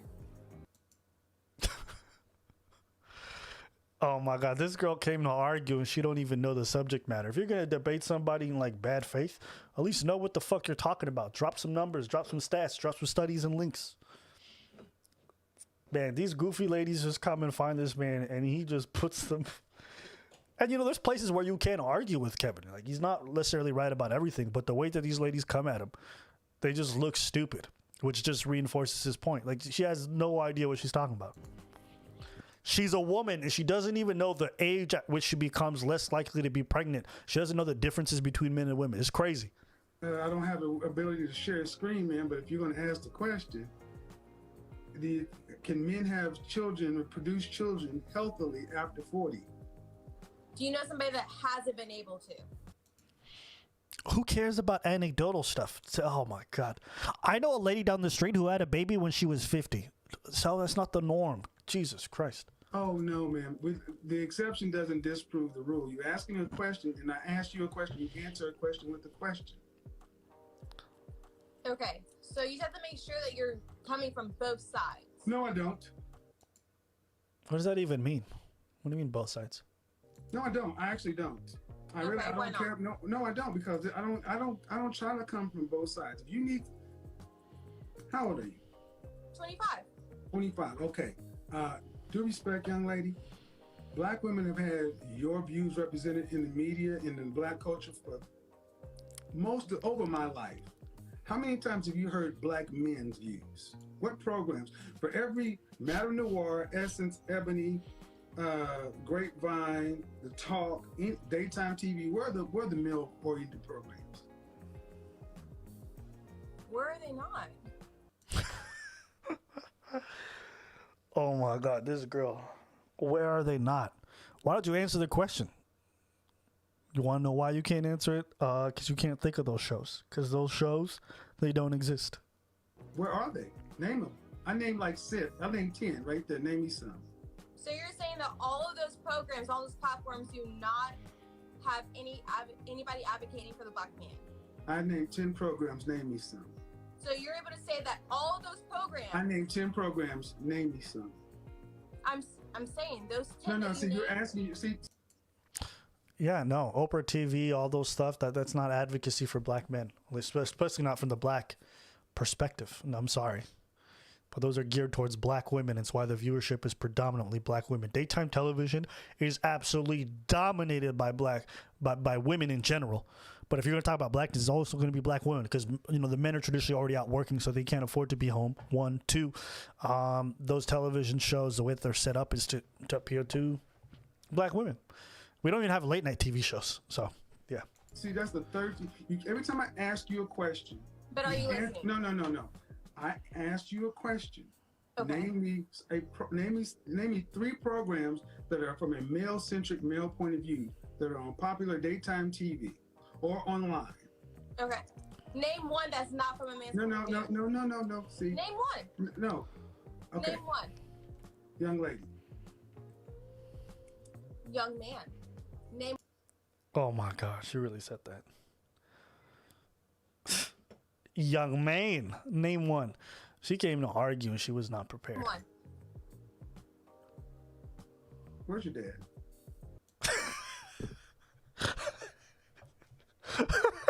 Where's your dad? Tell him to come over here so he can spank you because I can't. That was funny. Where's my dad? He's at home. I have my own place. Okay. I'm 25 years old. How old am I? How old am I? I don't know. How do you think I am? That's not my responsibility. How old Well, are you? see, When's your birthday? I don't know your biography. Well, I'll tell you what. I'm trying to be respectful to you, but here's the problem. No, I'm not being hostile. I'm just no, I didn't say you're being hostile. You can say whatever you want. Name me any programs. Name me 3 programs that are on daytime TV or that are on level of Essence, Ebony, Madame Noir, Grapevine, anything. Oprah Network. Name me any programs that dominate that are set. Oh, okay. All right. This is going to be awkward. There from a man's point of view. There is none. Exactly. So don't tell me about balance and being fair. But that's not the woman's fault. Is it? What is this girl talking about? Someone told me to look this up. All right, here we go.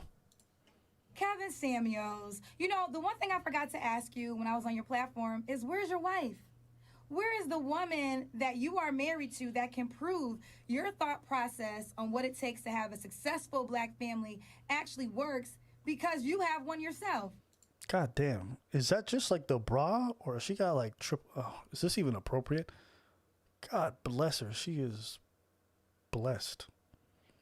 But let me play that back. I didn't hear anything she said. As soon as I played this video, she got a black backdrop, and all I noticed was her black shirt. Still, that's how blessed she is. Kevin Samuels, you know, the one thing I forgot to ask you when I was on your platform is, where's your wife? Where is the woman that you are married to that can prove your thought process on what it takes to have a successful black family actually works because you have one yourself? But then I realized you're not even married. Not only are you not married, you have been married twice, divorced twice. Is she married?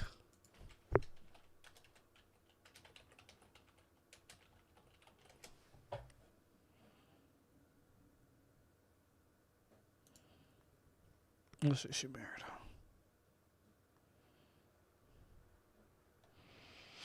All right, I don't see a man. I don't see a man. Kanye West. Hey, did my man Kanye get at her? Hey, I hope Kanye got at her. God bless her. I mean, listen, she's gorgeous. Is that her?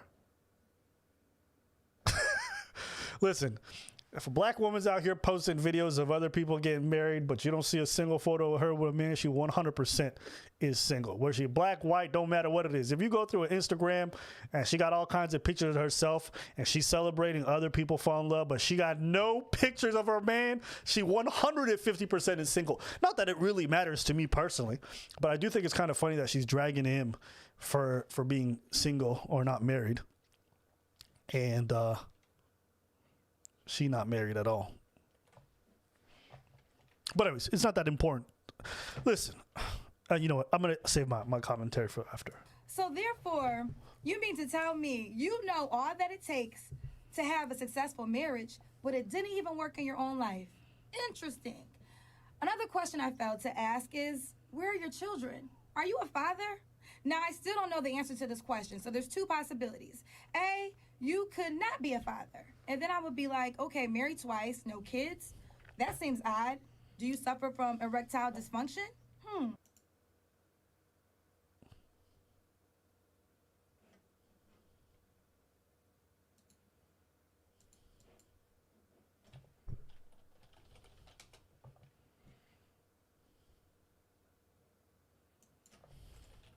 There's got to be a petty song. There you go. Let me play something like this. T-T-Y, I'm petty all the time. Give me a P, give me a E, give me a T-T-Y, I'm petty all the time. That shit was petty.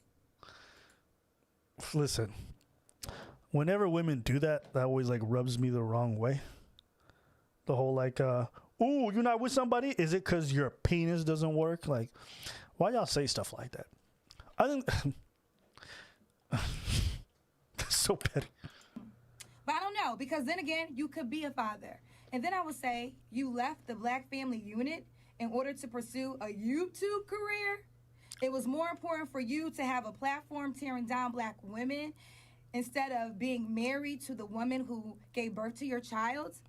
But I don't know if you're a father or not. But either way, both of those options seem a little fishy to me. And speaking of which, you actually owe every single black woman a thank you card because you're nothing without us.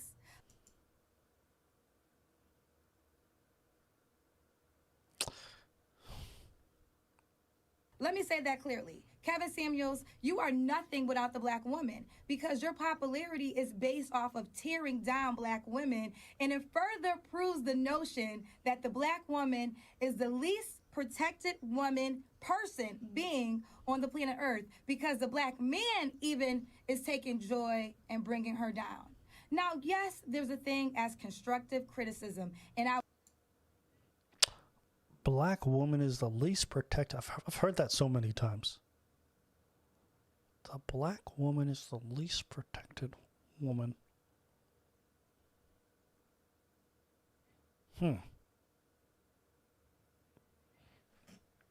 Okay.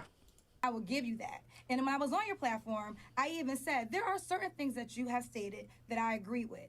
But what I realized is not coming from a place with love.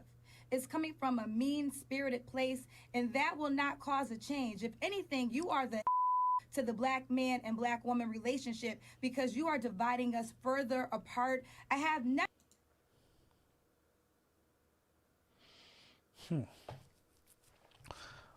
Okay, let me say if I grant her it's not coming from a place of love. Who cares? Who cares where somebody's coming from when they're giving you advice? Is the advice poignant and accurate and real? Then fine. You know, you saying it's not coming from a place of love, that's your subjective opinion. Me personally, I don't really care where it's coming from. As long as it's valid and it's accurate and it's based in reality, who cares? You could hate me. Okay. You could hate me. And if you got a real valid criticism, that's fine. Who cares? It's very difficult to come from a terrible place, you know, and to give person honest advice. Because generally, if you're giving someone honest criticism and honest advice, it can't be from a bad place because you would literally be going against your own motivation. How does that make sense? How does it make sense for me to give you information that can make you better? If I hate you, I would try to be giving you information that would make you worse. You know what I'm saying? Like, how does that make sense? Somebody make it make sense for me.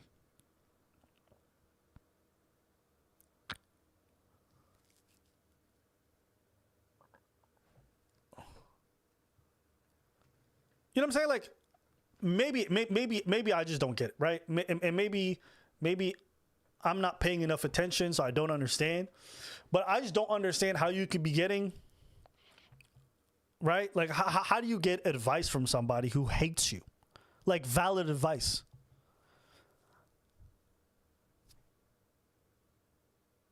But maybe it's me. What else? Let me just keep playing. Let me just keep playing this.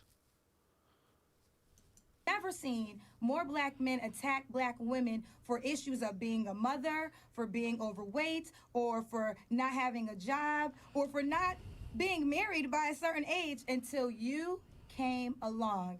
And it's actually really sad because black men and black women, we really need to work together. You can't blame a single man for what you're now seeing on social media or seeing more of. You know, like, Kevin is not Jesus. Okay, he's not telling people stuff. He's not telling people stuff that they don't already know. He's just speaking to, or he's giving a voice to an opinion that's always existed. You know, Kevin is not the reason why single mothers traditionally have a harder time in the dating life. That's been around well before Kevin's been on this YouTube scene. That's always been the case. The only difference is you've never heard it. And you've never heard it because there was no platforms where people were talking about this kind of stuff. At least not openly.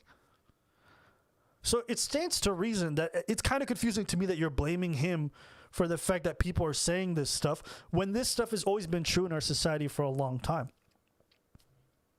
You know, the fact that, you know, women more and more ending up and dying by themselves, that's not Kevin's fault. That's just true in reality. Now that men are saying, you're going to die alone, that's not Kevin's fault. They're just saying what they've already been doing in action. Right? You know, the funny thing about Kevin, right? And this is for me, like, interesting. It's like, me personally, I was never into the red pill community. But I was always a fan of Patrice when I was growing up as a young man, okay? Now, Patrice never called himself red pill. That's a bunch of other people who called him that later.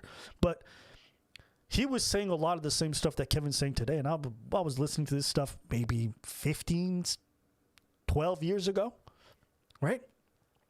And so for her to blame him, it's just nonsense. It's really nonsense. You can't be mad at this man for saying what a lot of dudes have already been thinking or feeling like for a long time. It's putting the blame in the wrong place and trying to scapegoat him for something that a lot of dudes do resonate with. Whether you agree with it or not is irrelevant, but to blame him for it, that's what's stupid to me. We really need to function together because that's when we excel to our highest level. And to the men who do support Kevin Samuels that are fathers to little girls, Here it comes. Here it comes. do you want your own daughters to follow his teachings? Do you want your daughters to be raised to feel as though the pressure to focus on just finding a man that's willing to marry them, that she can have babies by, and forget all her other dreams because becoming a housewife is the most important goal that she should have? Is that what you want your... No. But what I do want for my daughter is her to understand what her choices and what consequences that they are going to have in her life. You know, whether it's my daughter or my son, if you just go in and you focus on your career your entire life and you neglect your family, you neglect your dating prospects, I want my daughter and my son to understand that it's going to have repercussions on your personal life. You know? The problem isn't that women have these choices and are exercising the choice to do this or to do that. The problem is that they're exercising their choice and then they're also wanting to have it all. And the reality is there's a cost. Whether it be a man or a woman, okay, there's a cost. If you put 150% of your life into being a career woman, right, and you spend all that time and you sacrifice your dating opportunities and all that stuff, understand you're paying a cost. Same thing goes for dudes, right? Like being highly successful CEO type lifestyle means you're going to be absent in your kid's life, right? For a lot of dudes, that's the case. There's a cost to that. There's a strained relationship. Yes. What do you want me to tell you guys? Like whether you're a man or a woman, there are costs to the choices that you make and the sacrifices. If you want to be a doctor, for example, there's a cost to that. It fucks with your social life. Higher rates of suicide. That's a real cost. You want to be a soldier? There's a cost. There's a cost. As a man, if you want to be a soldier, there's a cost. The likelihood of you dying is exponentially higher than you being a female. There's a societal cost. You're going to be away from your family for a long time. The odds of you being divorced are extremely high. You know, depending on what occupation, depending on whether or not you get a job, all these things, there's a cost. So when you say, do I want my daughter to...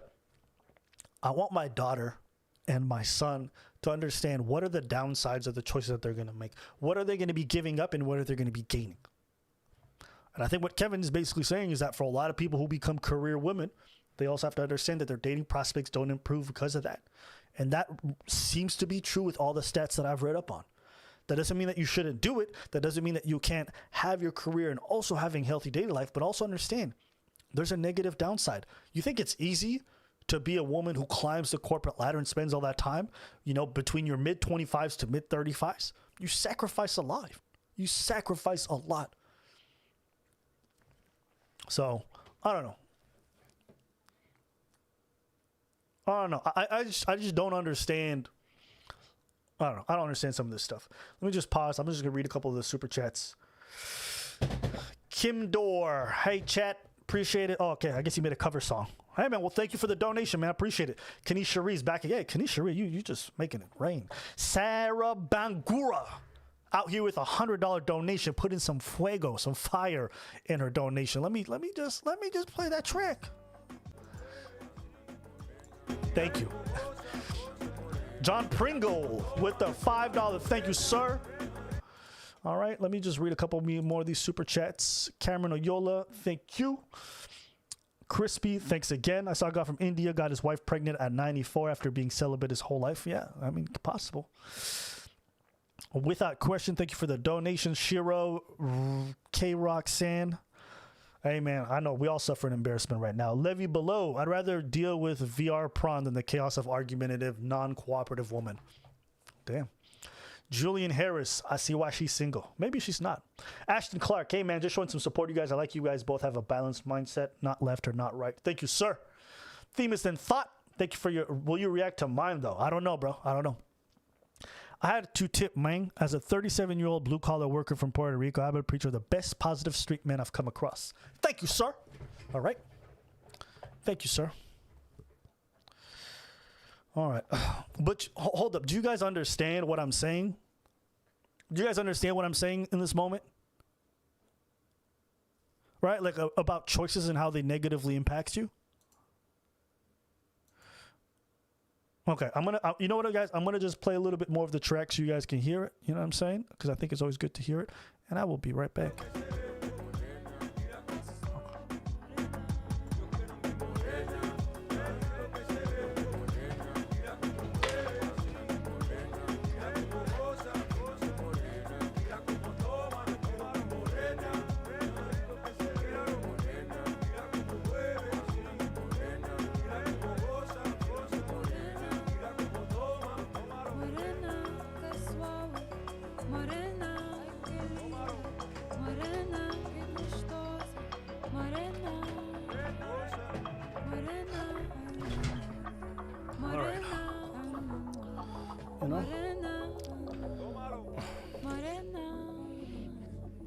All right, I'm back. Okay. Sure. Oh my God. Stop. Oh my God. All right. So anyways, just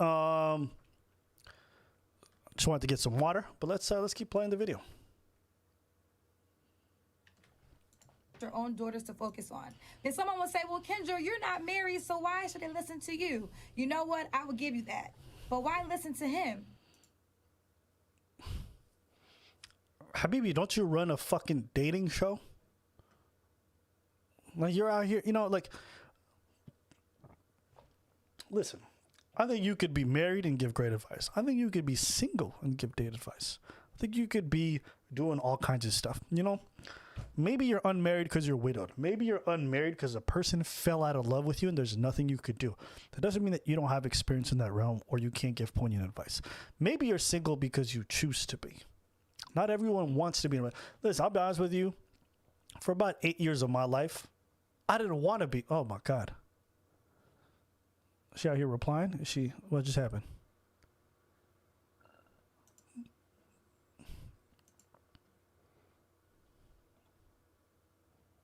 Okay, absolutely likewise. Oh, that's very nice. See? Civil. But anyways, it's just a weird way to try to discount someone's opinion, especially if you don't know the circumstances. If someone is helplessly single, that's different. It's very different. If you have no means to get a girl to talk to you and you suck at it and you've never been able, that's different than you saying, listen, I know how to get girls. I know how to talk to them. I know how to get in relationships. Right now, I'm just going through a single phase. Oh, you single. You don't know. Why should I take... Okay. But anyways, I digress. If you want to become a wife, guess what? Talk to wives. Talk to women who are married because they are doing the one thing you would like to do. Why talk to a 51-year-old man who doesn't have a wife for himself, who is still happily dating? And to the men who are single, if you want to become husbands, you do the same. Talk to married men. See, the problem with what she's saying is some people are not married because they see what marriage looks like for some people, and they're like, I don't want what they got, okay? Now, it stands to reason that there's some validity to the argument. Like, yo, listen, if you want what somebody else got, talk to them about how they got it. But just because they were able to get what they got doesn't mean that they can help you get what you want to get. I know that sounds like a word salad. I know you guys are like, what the fuck are you talking about? You don't know how they got it, right? Maybe their parents arranged set up an arranged marriage. Maybe they just married their high school sweetheart and they got lucky. Maybe their best friend set them up. Maybe they worked hard and they did get it the right way. Who knows? There's a plethora of reasons. But this idea that you're just going to talk to married folks and then you're going to get, it's a mixture of both, in my opinion, my personal opinion. But me personally, do I have advice for marriage? Hell no. I don't know shit about that. So, but if you want me to give you advice on how to be a single nigga, you know what I'm saying? And how to talk to you and get them to be into you and then, I can help you. And, generally, my relationships have been very positive, overwhelmingly. Okay, so I just got a really cool DM. I just want to see if it's good news. So I'm going to just play it, but I'm going to just turn off my mic for 2 seconds. Yo, man, they denied my request to be on the show. I'm thinking it's because it's on YouTube. They consider that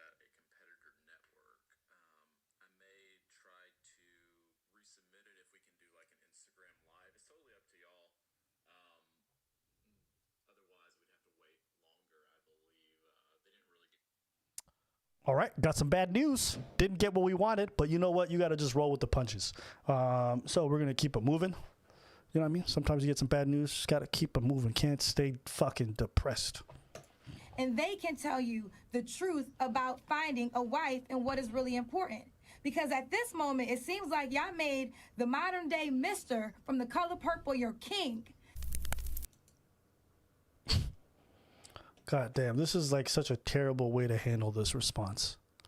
This is a terrible way to handle this response. But you know what? Everyone's entitled to their opinion. I like seeing discourse like this. I just wish it was more poignant. My personal opinion. But anyways, I digress.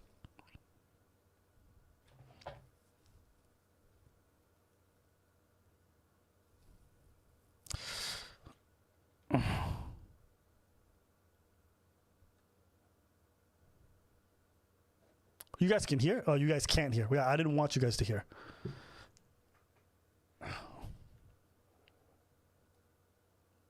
Oh, wait, you guys can hear? Oh, shit, you guys can hear? How did you guys hear? Hold up. 1, 2, 3. You shouldn't have been able to hear. That was crazy. If you guys heard that, that's crazy. But yeah. Yeah. Real quick, read off these donos. Ayo, Abba, you're mean as hell. Joke. I love you. I appreciate you, Alana. Aura Kirena. Bro, everything has a trade-off. It must be just a bias. Yeah. Because apparently he did like a live with this woman, and they went head to head. Honestly, I haven't really watched it. I don't know much about these two. Apparently this is like the video in question. We do this too often. Acting as though women don't have accountability and consequences in the men they cheat.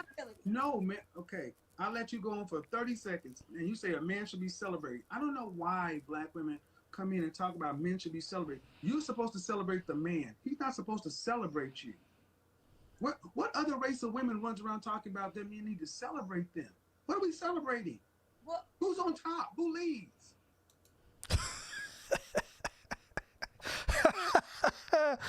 Oh my God. Should you celebrate your wife? I mean, I don't think there's anything wrong with celebrating each other. I'm not too much into this, like, oh my God, women are the best, they're the craziest. My wife, I'm so fucking lucky to have. It's just like, man, I love her. You know, you awesome, celebrate you. And then, you know, you celebrate me. We got birthdays, celebrate me. You know what I'm saying? But that's just me. Well, Kevin, okay. Who's on top? Who leads? I do say that, yes, the man leads, but I have to just speak for the men that I know that are happily married. They celebrate their wives. They do. All right.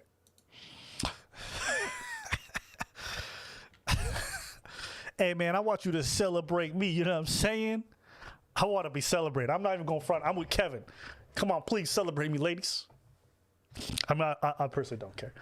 As long as, you know, there's a good dinner, dinner, you know what I mean? Be like, hey, baby, I'm glad you're home. Here's a dinner for tonight. Let's celebrate you. I'm like, ooh, let's go. Let's go. That's all I need, me personally. You know what I mean? Yo, if I come home and there's some Ethiopian food on the table, you know what I'm saying? That's me. Yeah, celebrate each other. I'm down the middle. I'm not gonna lie to you. I know you guys are clowning this woman, how she looks. I think she looks fine. That's me personally. Like, oh hell yes. I don't know about that dress. The dress looks disgusting. But her herself, hell yeah. Hell yeah. But yeah, you probably, you know, my opinion on this matter. But that's my type. I understand it's not for everyone. For me, I liked it. So that's me though. You know what I'm saying? Yo. Anyways, back to the video because I think we got a little bit off track. Okay. You can sell, okay, man, but who? Okay. This notion is toxic to come in. It's toxic to be like, yes, it is, because it keeps women with this overinflated stuff that they need to be celebrated to where asking women. Yesterday I had a woman on Instagram thinking that being a traditional housewife was tantamount to slavery just because she had to actually cook a damn meal. I saw that. So that's a woman. That's crazy. Slavery. Someone really said that? I think sometimes women see the whole idea of like a housewife or being submissive as like going back into time or somehow that's something lesser than. I agree with the idea of like, yo, you know, for so long we've kind of demonized like the traditional form of a housewife that we should probably encourage and see the positives in the opposite end, you know. Me personally, I don't like that aspect of it. It's like if a woman chooses to stay at home, that is somehow like a terrible choice. It's like, now, if you don't want to do it, that's fine. But I don't know why you would call it slavery. That's a weird one. It shares your reflection. How? She's black. Oh, she's my reflection. You know, and that's one of those things where I think people really like, people really miss the importance of these things. I'm going to just speak for myself. So this is completely anecdotal. But I think one of the aspects of relationships that I love the most is like just coming home to my partner and we're just chilling and it might be quiet, but you know what I mean? Maybe my head's on her lap and we just chill in the living room and you know, it just feels nice and relaxing just to have someone's proximity, you know? And I think it's just how soothing that is and how good that is. And when we talk about like the idea of like, man, I want someone who's passionate, career oriented, just me personally, like that stuff is not the most important thing for me. It's just like when I have this person in my home, does my home feel better? You know, and you know, when I think of the idea of even me, like sometimes, you know, I'll just make, you know, if she's still sleeping, I'll make her breakfast, right? And I'll see how like excited she is in the morning when she gets eaten, like everything's cool, right? And there's something nice about creating that environment for somebody else. That's like the moments that I really enjoy. So when people think that the idea of doing that for someone you love is somehow slavery, to me is like so sad, you know? That's just me personally, though. I'm a simple person. Maybe I'm basic, but that's the shit I love the most about relationships. That's me. Yeah. Yes. So my notion, the notion, the way. And you know, like a housewife, people make it sound so like having a good home, bro, is one of the most important things in life. It's like the reason why I moved out when I was 17, because home wasn't home for me. It was just terrible. So to have somebody who can make and amplify and make my home better and make, you know, when you have a roommate you don't get along with, it's like one of the most miserable things. Having somebody in your home that not only you like get along with, but makes it tremendously better, it's not a small thing. It's one of the greatest things that you could have with somebody else, in my opinion. But that's just me. So many women talk as though you're some sort of god or deity that's supposed to be celebrated. The way we do it over here is men of value lead. Women of value follow them. You celebrate your man. You praise your man. What y'all do on your side is good for you. Hope it works for you. But more people on this side are winning. More people on that side got opinions and no husbands, especially no husbands they value. So you talk about Russell Wilson. I don't know many men on this side that respect Russell Wilson, not because he married a woman with a child, it's because he's a simp. Why is he a simp? Why is he because that's an entire program. And here's the thing. How about this? Because the men say he is. I mean, that's not an argument, but hey. I've always thought Kevin, you know. Okay, you know what? Maybe I'm being unfair. You know why? When that man was talking about, I'm going to wait till marriage to bang for the first time, being the NFL athlete that he was, that's a religious value, and I can't knock him for that. So you know what? I'm going to take it back. I'm not going to call him a simp. He just has different values. If you value chastity in a woman, right, and you say virginity is good and all that stuff, how are you going to look at a man who wants to engage in that same behavior and then call him a simp for it? And that's generally why people have done it. He got with Sierra or whatever. Ciara. And he maintained his virginity and he just sounded so like docile. You know, maybe that's also another reason why they called him a simp. Yo, chat, why is he a simp? Russell Wilson simp. Why is Russell Wilson a simp? 5 reasons why Russell Wilson is the worst kind of simp. Okay, hold on. Let me watch this video. Oh my God. Jay the Black. I've never watched this guy's content. Let's go. S-I-N. Yes, losing it. Fear. What's my biggest fear? Not be prepared. Yeah, I probably have one that's bigger than that. Was it L-O-S-I-N? Yes, losing it. Losing her. Oh my God. Okay. That's just corny. 1, 2. Being this much of a I take back what I said. I think they might be onto something. That was fucking corny. Now, enough with the sentimental stuff. What is going on, everyone? I am Jada Black. Shout out to He's Afraid of Losing Her. Made peace with their situation. Okay? All right, I don't want to watch YouTube videos. I'm going to just go this. 5 reasons why Russell's the worst kind of sucker-ass, simp-ass sucker. Is this going to be satire? I think this got to be satire. This is the root. There's no way. There's no way this is for real.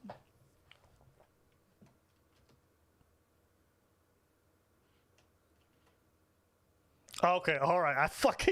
How did I know that this was gonna be satire? I'm a genius. I knew it. There's no way they had this kind of title on the root. Listen, bro. His name might be Damien Young, but he might as well have a purple vagina, because I'm telling you, this is the most feminist, fucking left-leaning black website ever. They write crazy articles like why emojis are racist. This is that place, okay? There's no way there's no fucking way. How did I tell you, bro? How did I tell you? There's no way they would write this. Okay. 1, he's dating someone new and is actually bringing up her name in interviews and taking her to events with him. Like he's actually happy to be with her. Who the hell does that besides a sucker-ass, simp-ass suck? Oh, my God. Ah, this is so cringy. You know what? If the root is defending Russell Wilson, he must be a simp. I take it back. I'm sorry, guys. I apologize. I must be wrong.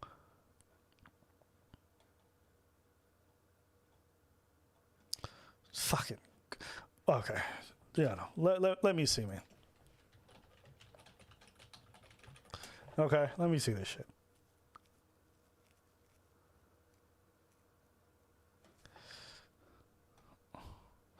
Somebody who's got a short video, please, God.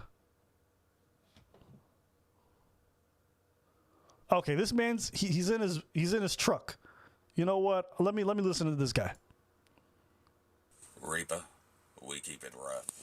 We keep it raw. Hey, man, imagine if you wake up and this nigga's just hovering over you. We keep it rough. We keep it raw. Man, you already know that butthole's about to be gaping. Pause. We keep it real. Make sure you subscribe to the Reaper. Hey, bro, I kind of want to subscribe just so I don't die. I'm going to give it a like. I don't know about. Because we're doing good things here at Reaper.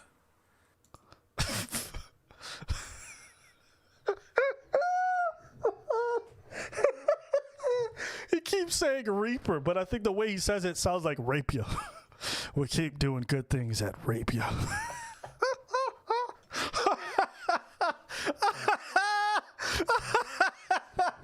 Oh my God.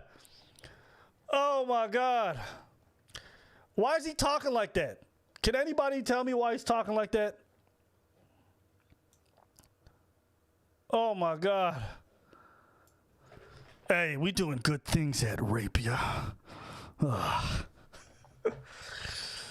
All right, let me just click play. All right, the Reaper gonna make this short and sweet. Russell Wilson is Simp of the Year.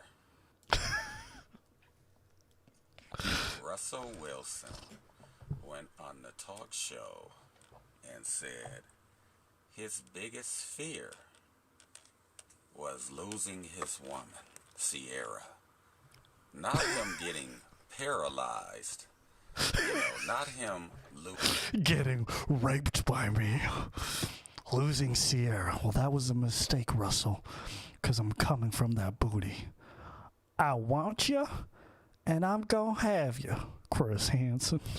losing all of his money. Not someone dying, but losing his woman. Let's analyze this for a minute. you know, because the Reaper just want to know. Stop calling yourself the fucking Reaper, bro. Yo, I don't know who this man is, but go subscribe. That shit is so crazy. No, bro. You know what? I'm subscribing. The Reaper deserves a subscription. Hey, man.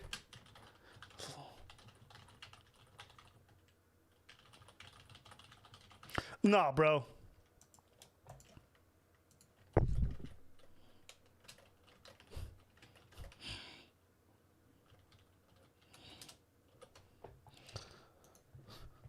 Okay. All right. There you go. Okay. Back to the content, bro. That shit's crazy, bro. No, bro. Stop, bro. That shit's crazy. Let me just click play on that. Okay. Oh, you guys know about Booty Warrior? You guys know about I like you and I want you. And I'm gonna have you, Chris Hansen. They call you Chris Hansen, but I call you Chris Handsome. Let's go. Is simping the new thing?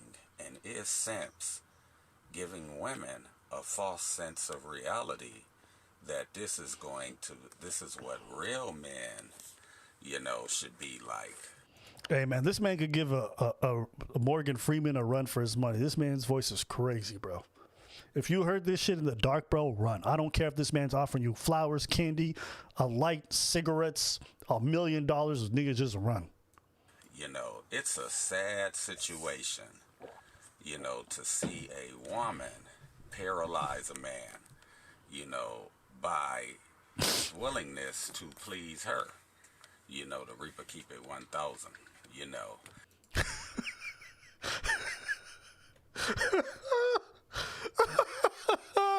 The Reaper give him 5,000.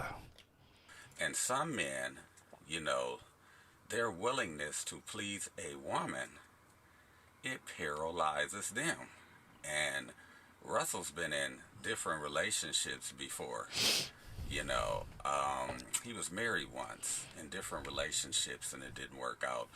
That woman, you know, cheated on him allegedly with Golden Tate, his wide receiver. And this is why Golden Tate got traded to Detroit. Can we just take a second to appreciate the name Golden Tate? Golden Tate.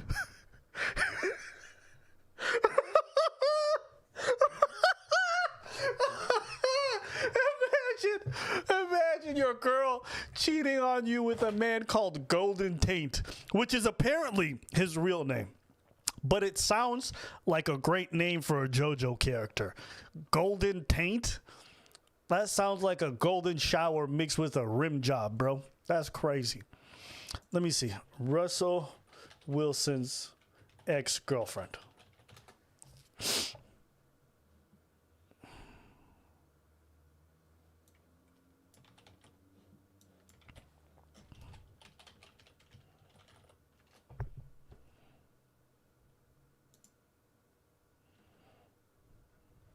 Okay, so he was with a white girl before.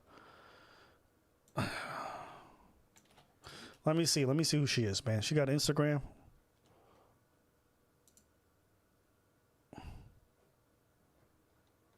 Is that her? There's no way that's still her. There's no way that's her. I refuse to believe that's her. Is that her?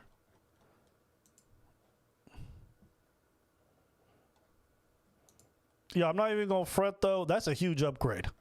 I mean, he might got to cheat on, but fuck, that's an upgrade, bro. Damn. Good for Russell, man. I mean, he might have been a simp because, you know, whatever reason, he got cheated on, Golden Taint and whatever, all that stuff. But, I mean, nigga. Yes, sir. Oh, why does he look like Lionel Richie on the right? What the fuck happened?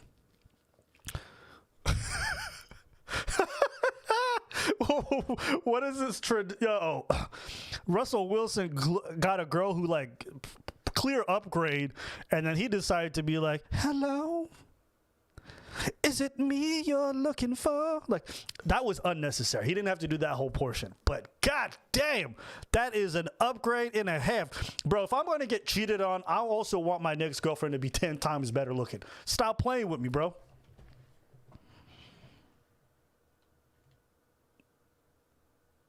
You know what I mean? Like, yo, listen, bro. You know what? Oh my God, look at her looking all Ethiopian with that hair. Yo, what is Sierra's background? Sierra Heritage. Sierra look a little foreign. Why do I care? I don't know. She's had a lot of hair, so I was just wondering. Moving on.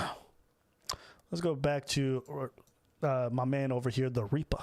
Because he was sleeping with Russell Wilson's wife.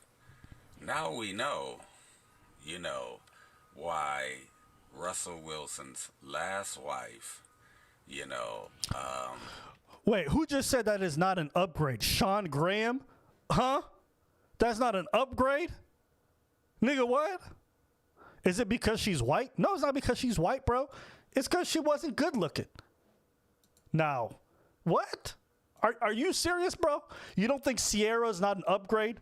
Stop playing, bro. Hold up. Stop playing with me. You don't think she's an upgrade? Okay, this is her. This is her, bro. Okay, all right. Looking like her lips are about to disappear. All right, I didn't even say her name right. Sirara. Sirara. Okay. Oh, hell no. Oh, hell no. Stop playing with me. You know what I mean? You can say whatever you want about Sierra, but she good looking. Stop playing. Stop playing. Sierra looking is 10 times better looking. It's not even a contest. Y'all are bugging. Y'all are bugging. What? What is this? What is this? What? Oh, hell no. Bro, this girl thinks she kind of cute because she painted on fucking lips. Stop playing with me, bro. You kiss her, you go straight to teeth.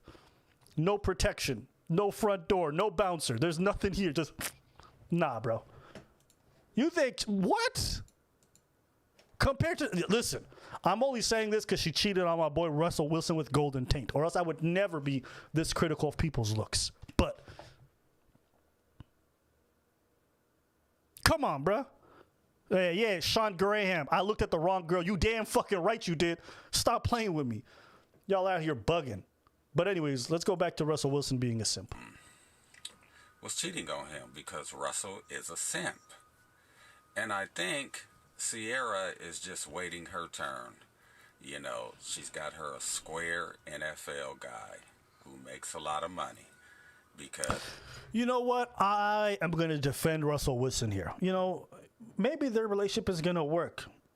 From what I understand, Sierra used to be with Future. That really wasn't working out. It was a toxic. Maybe now that she's in a relationship where she's being cherished and she's having a dude simp for her, like, she likes the other side of that coin better. Being with a dude who neglects you and doesn't give a fuck about you, right? Maybe that's going to make you feel some type of way. You know what I mean? So I could see the opposite. Like, if I had to choose between being neglected and having someone cheat on me constantly versus someone being super loyal and always at my beck and call, I'd probably choose this, me personally. So I could understand her maybe sticking it out. This idea that she's going to leave him because he's being super simpy, I don't think is necessarily going to be true. But who knows?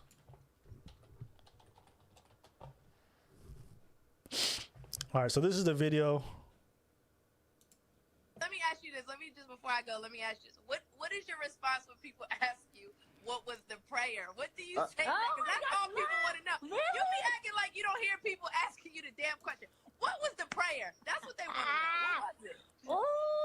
Because I pray with you many nights. I'm like, I'm did you trying keep to tell that you. But the point is what you just said, that I prayed many nights. Okay.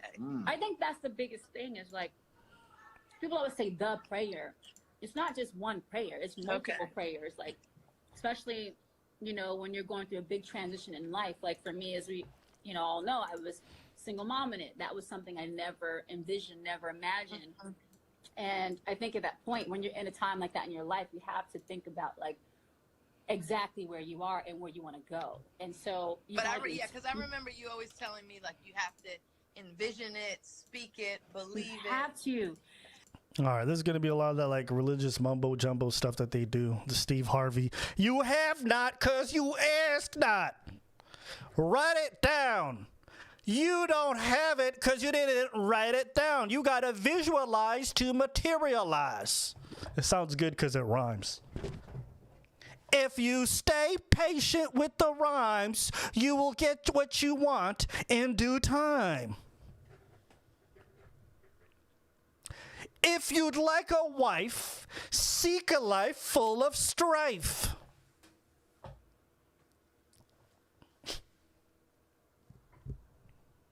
You want someone who's wife material, but are you husband material?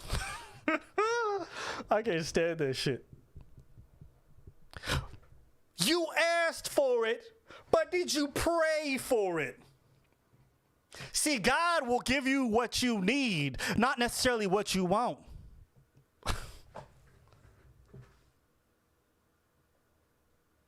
You want to get married, but are you hairy? See, I know what I'm talking about. I know how to keep a wife because I got divorced 3 times. You got to visualize to materialize.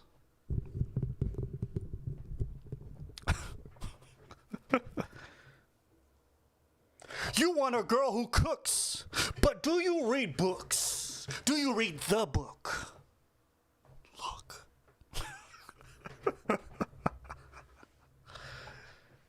Hey, have you done the prayer? Yes? Well, girl, he won't be a slayer. He'll be a simp, not a pimp. Call him Russell Wilson. He will give you many sons. Will son. Will it son. Because he wills it, son.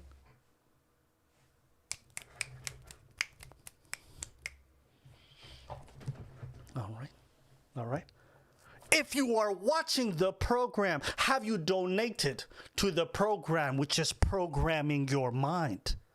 See, this knowledge isn't free, but it will set you free.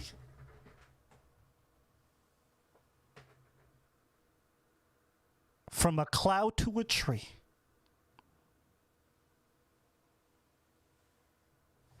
Now, if you love yourself and you wish to materialize the good things in your life, I will be accepting donations for the next 5 minutes as I heed all your prayers. Give me your blessings as I have already blessed you. I have paid it forward, now pay me back. Because you don't want to be that friend who's taken money, hanging out of the cookout a year later like, you don't owe me nothing. While you're over there grabbing your collard greens. Should I need to grab you by your green collar and ask you where my money, nigga? All right, let's see those donations. You guys want to be up in here just taking my advice? Thema says, I think celebrating black women is about uplifting the image on a macro scale. Thank you, sir. I appreciate that. Celebrate your black sisters. Eliza Reyes says, can you react to Kevin Samuels' video about how being a housewife is like slavery? I'll watch it later. Watch Mr. Unlimited. He's corny. Will do. Reaper just keeping it real. Now open your... Well, Cassie Amos, thank you for the dono. Siporaga says, Sierra only got with him because she got tired of making bangers with every rapper she went out with. I'm not going to front, though. Yo, the Goody song, that was fire. So, put some respect on Sierra's name. All right, Shiro. Preach, bring ABBA back to reality. Thank you for the dono. William Hall. Now get the Reaper on here to read these rhymes. Hey, man. Yo, put some respect on the Reaper's name. That's my dude. That's my dude. All right. Let me just keep going a little bit here. Okay. Oh my God. I see you guys being stingy. You guys are out here being bingy watching my content, and that is why there is no content within your lives. You guys are trying to fill a void that I've tried to help you through. Okay? You want to find love? Well, show me the love. Show me the money. Or else you'll never find yourself a honey. Do you want to be the honey that attracts the bear, or can you bear to be alone? I'm giving you bear advice so you could get with bear women. The Bear Women Farm. All right, let's just keep going. Jaden Hill Jones, should I learn Creole? You should always expand the knowledge of your mind. Giving you better rhymes, better times, better lines. Better signs of what's to come with the future. Futurama. Clearly, the theme to this church of ABBA is Katakuri theme from One Piece. No. All right, let's keep playing. You know, And it was, I think, but I mean, I guess. 5 before the 5. We were going to go 5. Write down what those were. I had to have a clear vision of what that was. And so for my 5 non-negotiables, the first one is I wanted a woman of faith. That's the number one thing I wanted. I wanted And a that woman, was important to her. I wanted a woman of faith. The second thing is I wanted a woman who was faithful. The third thing I wanted is ultimately I wanted an independent woman. I wanted a woman of faith. I wanted a woman who's faithful, full of faith. And as faith filled her, I wanted to fill her with some other stuff. Some other brush to paint within her the love that I wish to see inside her. And I want to see inside my kids. See, I'm faithful to God. I nod to the Almighty. Amen. I wanted a person that didn't have to be Sierra. They could be doing whatever, but they had their own identity. They had their own perspective on what they wanted to do in life and how they wanted to impact people. And that was something that I noticed from the first time we met and how she spoke about others.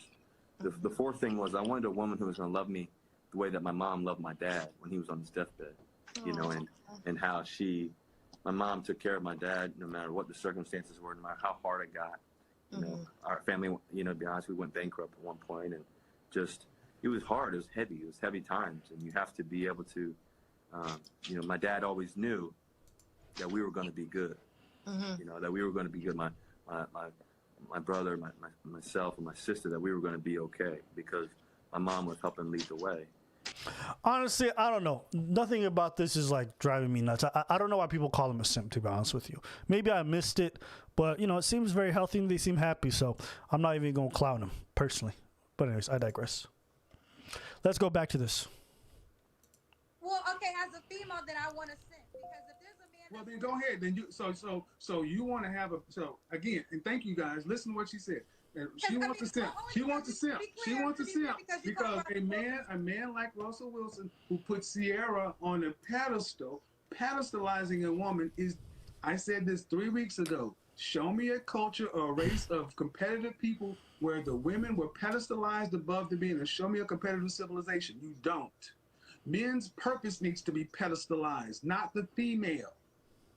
It doesn't mean that this is a problem. So many women in the black community want to be sitting up like this queen, and if a man is sitting up there looking at you, he cannot fight everybody else, compete with everybody else, and defend the world. Sorry, it doesn't work that way. And that's why so many women, black women, are by themselves because if they can't be treated like the queens that they think they are, then they'd rather have nothing, and no one's going to stop them. Okay, this is what I'll say. I think generally speaking, this is not entirely inaccurate. I think generally women do want a man who can lead and, you know, will, you know, be in the forefront and all that good stuff. But I do think that for some folks, the opposite end works well. I don't think it's necessarily the model for society personally. But, you know, if it's working for those two on a micro scale, I have no problem with it. I just wouldn't glorify that as how every relationship needs to be, me personally. Nor is that what I want for my relationship. But I digress. I don't think that Russell Wilson's like some kind of indication of of a terrible trend, but maybe I'm wrong. It ain't because the problem ain't black men. It ain't black men because ain't no man marrying you. When it says 1 out of 4 black women were married, that means anybody. So your career, your job, your accomplishments, whatever is walking around making you feel great and wonderful about yourself, that works well until you're about 55 or 60. Then what? What's about the rest of life? Are you asking me that direct question? The ultimate point is we get nowhere when we have women who still think they should be celebrated ahead of the men. Well, I think they should celebrate each other, and maybe we have Who should be celebrated? Who should lead? I don't mind the man being the head of the household. I think you can lead and also celebrate each other equally. Maybe they're just. I feel like they're arguing semantics. Personally. I don't think this one's really that good. All right. So what was this slavery? Is this the one that you guys wanted me to watch?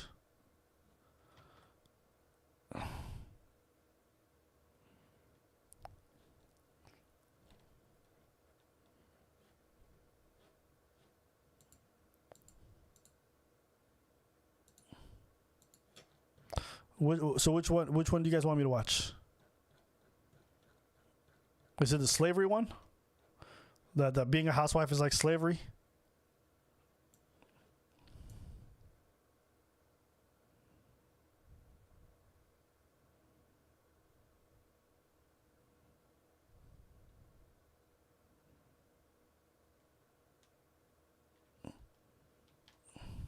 Get this old man out of here. All right.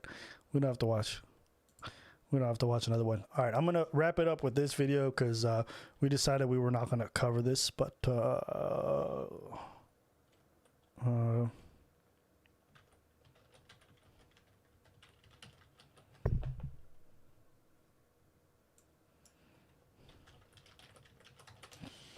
okay, so this is the one, right? I actually don't know what... I don't know what happened with this story, so I'm going to just watch it. Story out of D.C. A carjacking that left a delivery driver there dead. But now 2 teenage girls, ages 15 and 13, have been charged with assaulting him with a stun gun, leading to the crash that killed him. A lot of questions being asked now, including if services like Uber Eats need to do more to protect drivers. Our Ariel Reshef joins us now with the very latest. Good morning, Ariel. Good morning to you, TJ. That deadly attack on a 66-year-old Uber Eats driver happened in broad daylight, 4:30 p.m. as he was trying to deliver food. Those 2 teen suspects arrested in a shocking and senseless crime. This morning, 2 teenage girls. Oh, this is Toronto. Looks like Toronto. Girls arrested, charged with felony murder and armed carjacking after police say they violently attacked and killed an Uber This is Washington. Eats driver in Washington, D.C. Oh, yeah. I know my police cars. I've been in enough cities for long enough to know what they look like. Say the suspects, just 13 and 15 years old, were in the process of trying to steal 66-year-old Mohammed Anwar's car when one of them used a taser on him as they tried to speed off, which police say led to the deadly car crash, the car flipping over, Anwar ejected. He was rushed to the hospital with life-threatening injuries, but did not survive. Okay. I'm going to ask you, chat, I'm going to ask you guys a very poignant question that I think is important for this discussion, okay? And I want you guys to be honest, chat.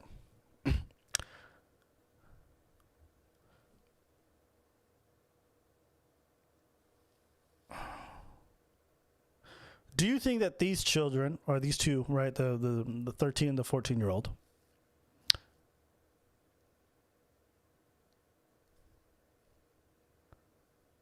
do you think that they're old enough to assume the responsibility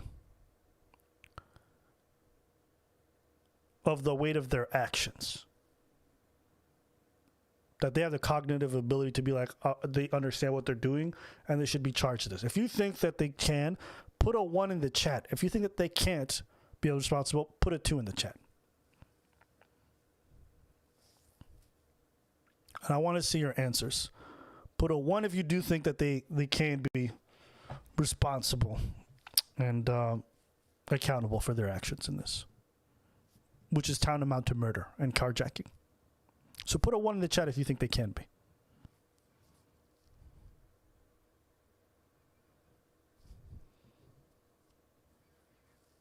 Okay.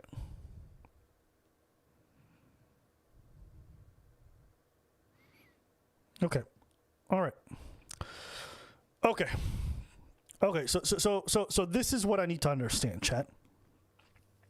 This is what I need to understand. You guys are gonna have to help me out, okay? Because it seems like overwhelmingly the answer is 1. Okay. Overwhelmingly, the answer is 1. Okay. Now, if you feel like these young people were old enough to understand the weight of their action and kill somebody, and they have to assume the responsibility of that, okay? Okay? No reduced sentence, put him to jail, whatever, charged with manslaughter. How is it that 14 and 13-year-olds can understand the gravity and take the decision to kill somebody, but you don't think that a 17 or 16-year-old can choose to consent to sex? Now, I want to say this. I'm not advocating that these young teenagers be out there banking. I'm not advocating none of that. What I'm trying to understand, and this is what always confuses me, is that we're going to try 13-year-olds as adults. And I'm fine with either answer. I personally don't care too much. We're going to try 13-year-olds as adults or 14-year-olds and 15-year-olds as adults and say go to jail for life or get charged with manslaughter, which I'm fine with. So we're like, yes, you know what? You knew what you're doing. You can assume the responsibility of fucking murder or killing people. People have the cognitive ability to do that, but they can't choose at 16 or 17 if they want to bang a 20-year-old.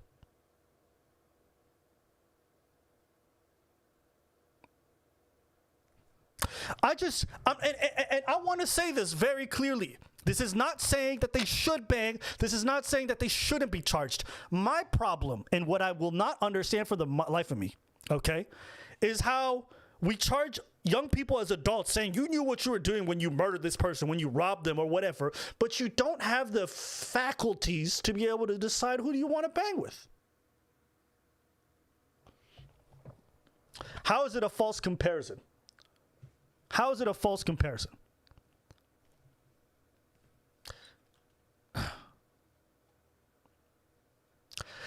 This is my point, and you can't refute what I'm saying because there's literally no counter argument. There's no counter argument.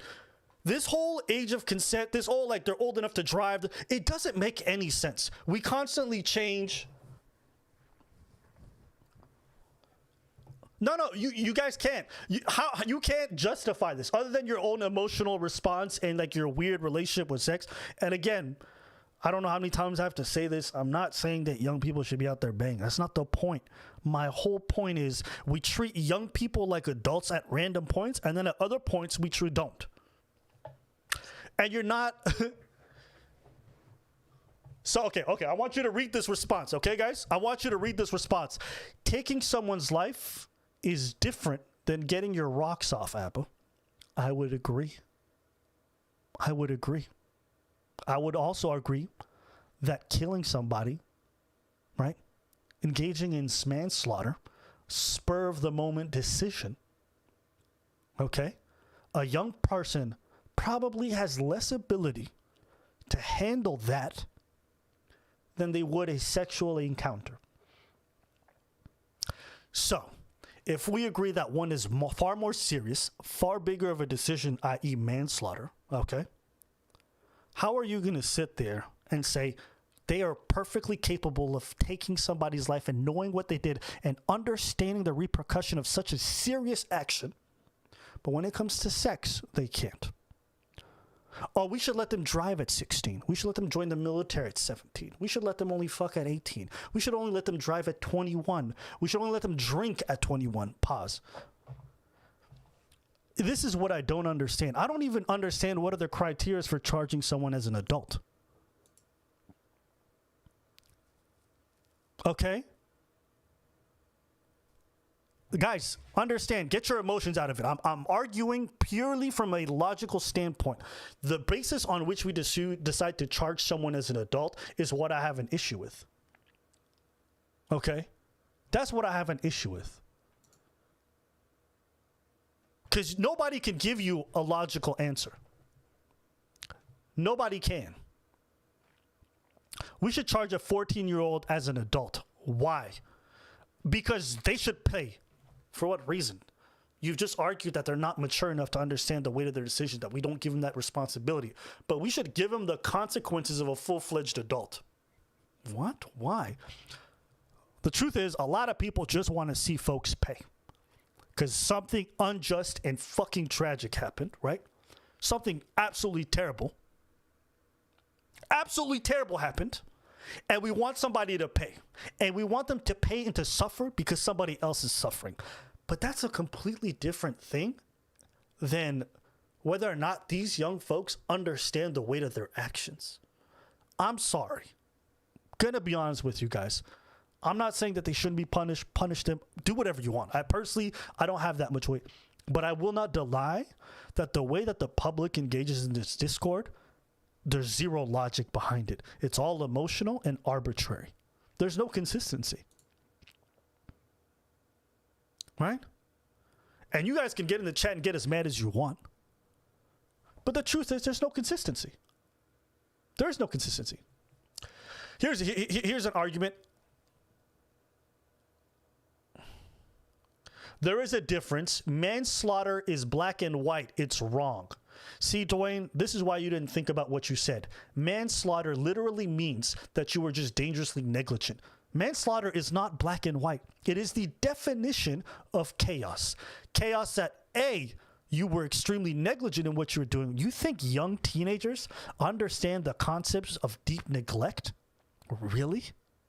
Huh? What are you talking about?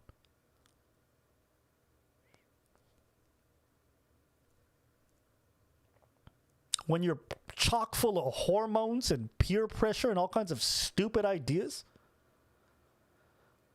You think that young teenagers every day, young teenagers will get on their bike and ride down the wrong side of the road like idiots. They'll make all kinds of stupid decisions that put their life at risk every single day. And you think they have the mental faculty to understand manslaughter?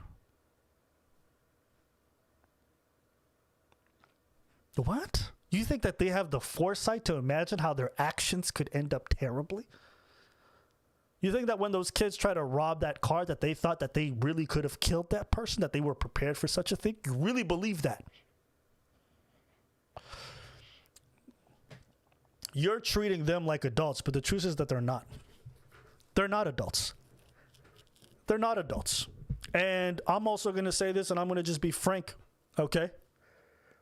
The U.S. justice system is really just punitive for the sake of it. They love to see people pay, but there's no logic behind any of the sentencing.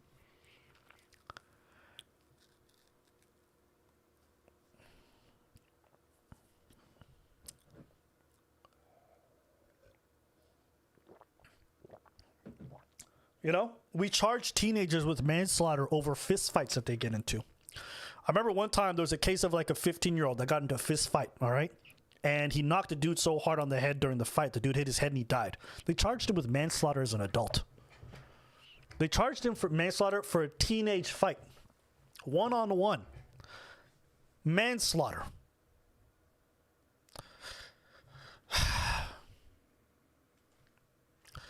Maybe that makes sense to you guys.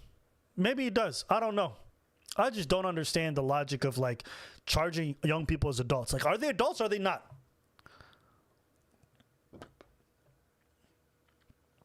Yeah, and people can say they respectfully don't agree, they don't think what I'm saying is right, or blah, blah, blah, but there is no logical argument for the arbitrariness of charging people as adults, for the arbitrariness of the age of consent, for the arbitrariness of all these ages at which we decide people are ready to do certain things. You can't drink until you're 21. Does that make sense? Of course it doesn't. It doesn't make sense. Nobody can justify that stupid law.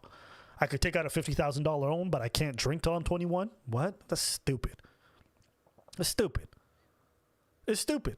I could be charged as an adult when I'm 15, even though I'm clearly not an adult, but I don't have the privileges of being an adult. What does that mean? What does that mean? What does that mean when you say you can charge people as adults? So, as long as we all admit that it's super arbitrary, and that none of this makes sense, I'm fine with it. Let's just keep going. But don't sit here and act indignant when people disagree with you on something that is so subjective. Okay? It just doesn't make sense. That's my opinion. That's my opinion. I think something tragic happened. There was a loss of life. 2 young people did something fucking stupid. But, you know.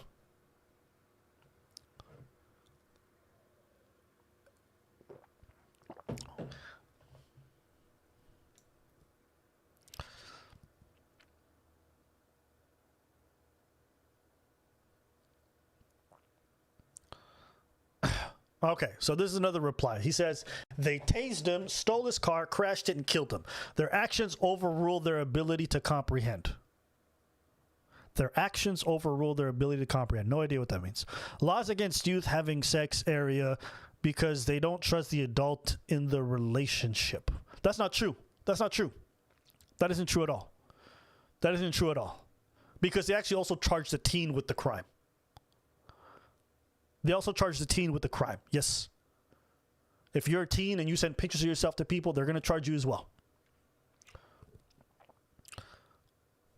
None of these laws make sense. None of these laws make sense.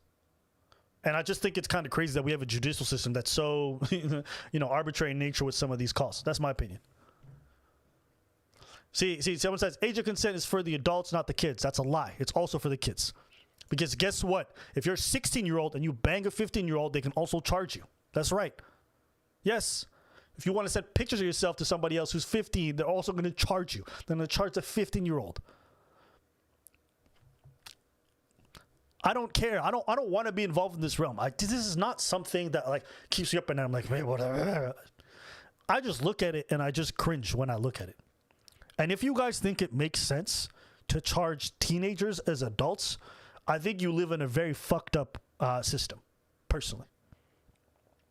I just don't understand how you can say that these people don't have the ability to drive. They don't have the ability to, take out loans. They don't have the ability and any of the rights and any of the responsibilities of adults, but you think you should punish them as adults. I don't understand that. That's me personally. I'm never going to understand it.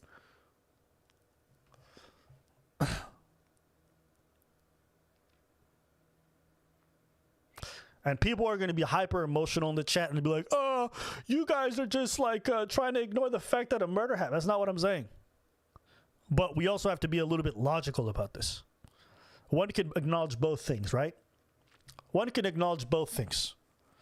One can acknowledge that something tragic happened and something very terrible happened to this person. 2, that the people who did this should be held responsible. And 3, that trying them as adults sounds stupid.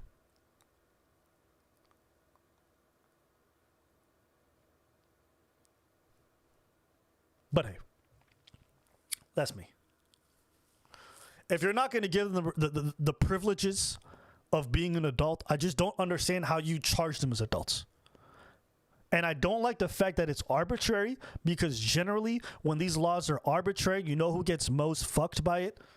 Poor people.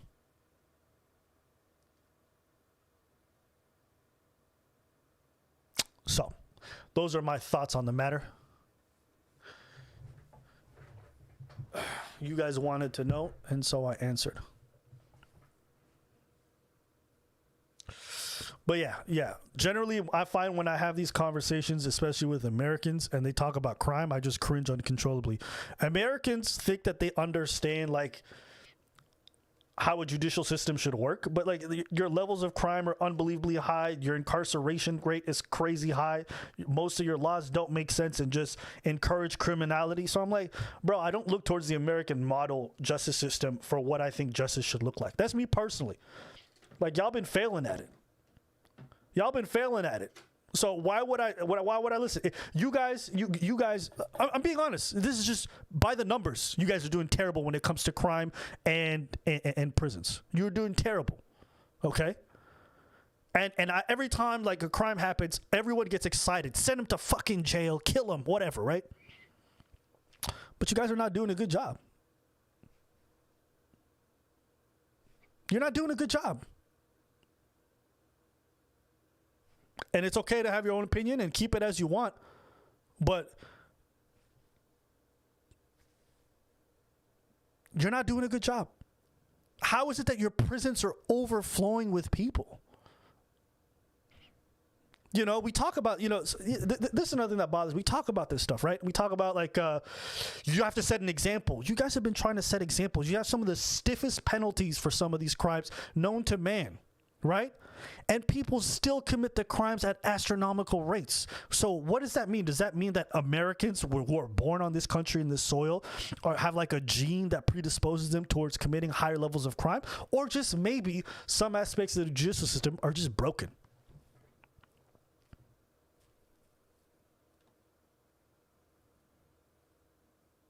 You know, listen, I love the States. I love going down there. I love the people in a lot of ways. But some aspects of your system are trash, and it's okay to say that. You can love your country, love being there. I think I love going to America. Me personally, I love going to the States. I know a lot of people hate on it, and they're like, I would never visit. Me personally, I love visiting. But Jesus Christ, your medical system and your fucking your prison system, like your judicial system, absolute trash, in my opinion. That's just me. I'll be right back. Just give me 2 seconds. Just give me 2 seconds, guys.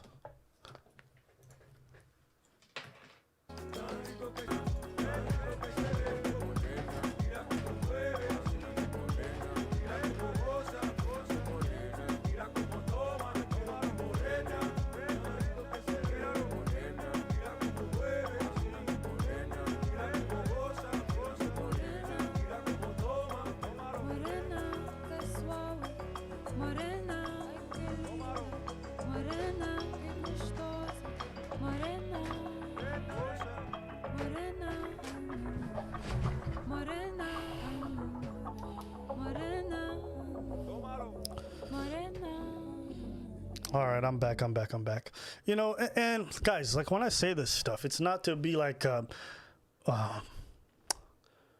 it's not to be like, oh my God, let's just have a free fall and let's encourage anarchy. It's to just, let's think about the way that we've been doing things, you know?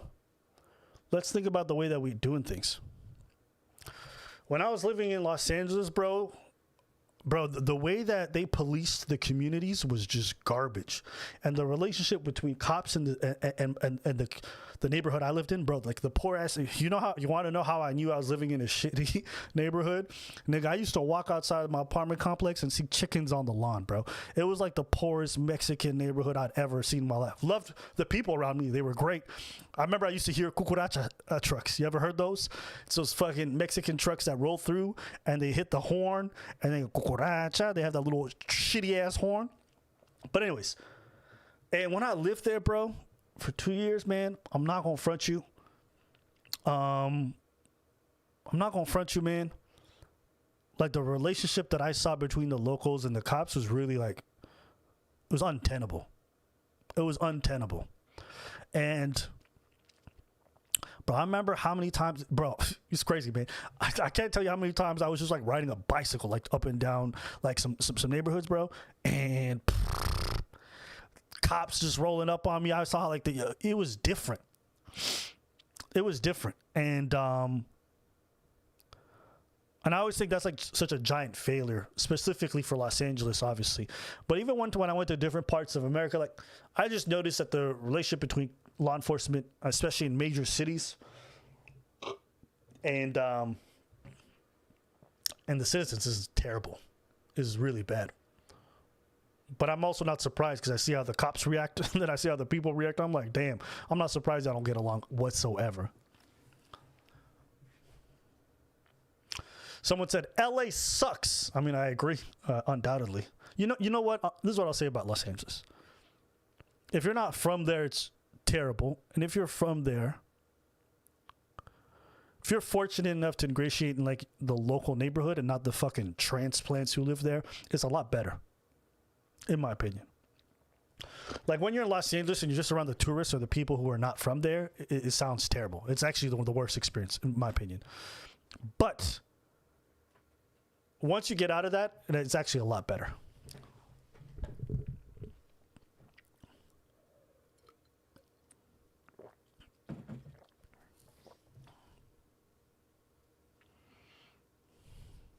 What else? I don't want to spend too much time on this. The teens arrested at the scene. Anwar's loved ones calling the sudden loss immeasurable, telling ABC News the father of 3 and grandfather of 4 moved to the U.S. from Pakistan in 2014 to build a better life for himself and his family. It's more than tragic. I don't even know if that word describes what happened. It's senseless. Police say they've seen a spike in carjackings in Washington, D.C. and in several other major cities since the pandemic began. In 2020, 345 carjackings were reported in the nation's capital, more than double the year before. The city launching a task force just last month to help focus on these incidents. Because it's very important that we find out the people who are responsible for these carjackings and that we have justice. Uber drivers nationwide have been on alert after a string of attacks.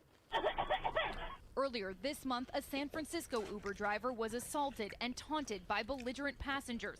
Authorities arresting one of the passengers and charging another with attempted robbery and assault. Uber now teaming up with law enforcement who are available to work with police 24 hours a day to respond to urgent calls. The company telling ABC News, "We are devastated by this tragic news and our hearts go out to Mohammed's family during this difficult time." And Uber says that it is grateful these suspects were arrested. Police not releasing their identities because they are juveniles. Both teens have pleaded not involved, which is the adult equivalent of not guilty. TJ. All right, Ariel Resha for us. Thank you so much. Well, at least they're protecting their identity. All right. So.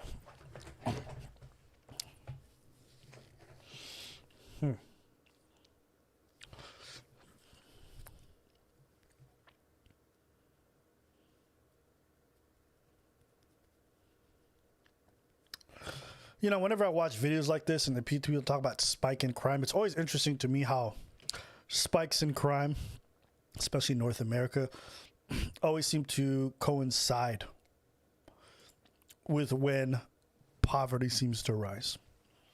Anybody knows that shit? People are like, man, I can't believe how much crime has risen. Bitch, we in a pandemic. How many people have lost their jobs? Like, I don't think people recognize the link between poverty and crime.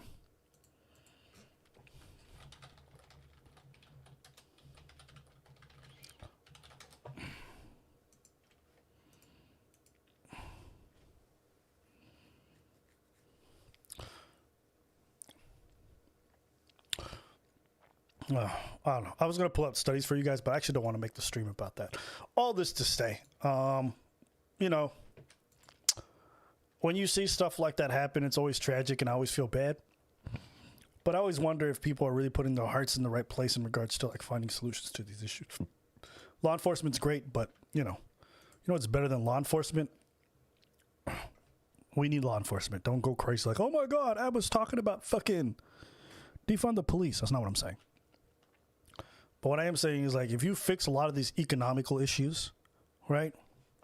If you fix the problems that we have in regards to job loss and all this stuff, poverty like just dissipates so fast.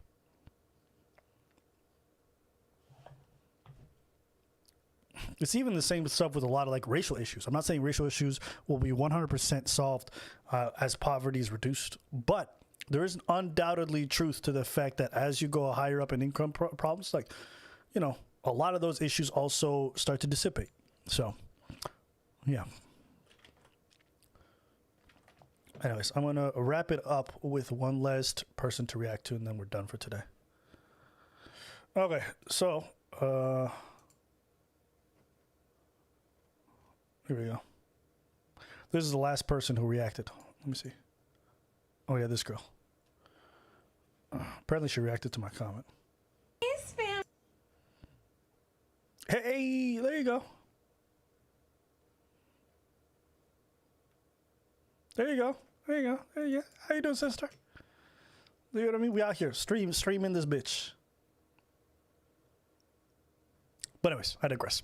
I'm gonna take one suggestion from y'all on a last video to watch,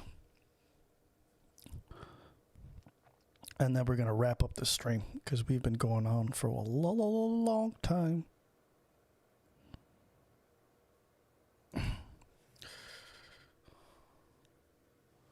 Abba, I would love to go on dinner date with you. Down to earth, good vibes. Oh, I'm a terrible vibe. I'm absolutely... Oh, man, if you get me on a date, bro, you don't want to have me on a date. I just come in there all awkward like, oh, do you like video games and Dungeons and Dragons? Please make love to me. All right, here we go. This is going to be the last video. But when Lockup visited Kentucky State Penitentiary, we met Fleece Johnson, a longtime inmate who practices a very different kind of homosexuality. But we have sexual desires, right? So you got a bunch of men locked up in one place. All of them get hard. All of them's horny. All of them got sexual desires. So what are they going to do? You won't let them have a woman. They going to have each of somebody's going to have to give us some booty. And it's just that simple. The most memorable story that Fleece told us was about the place and importance that booty has in a maximum security. Why is this guy talking like he just came out of Stanford? Just got his degree for fucking media science. This guy's like, the importance of booty in prisons. That story was absolutely riveting. Security penitentiary. And he went on about it and on about it. In his prison, booty. Booty was more important than food. Booty. A man's butt.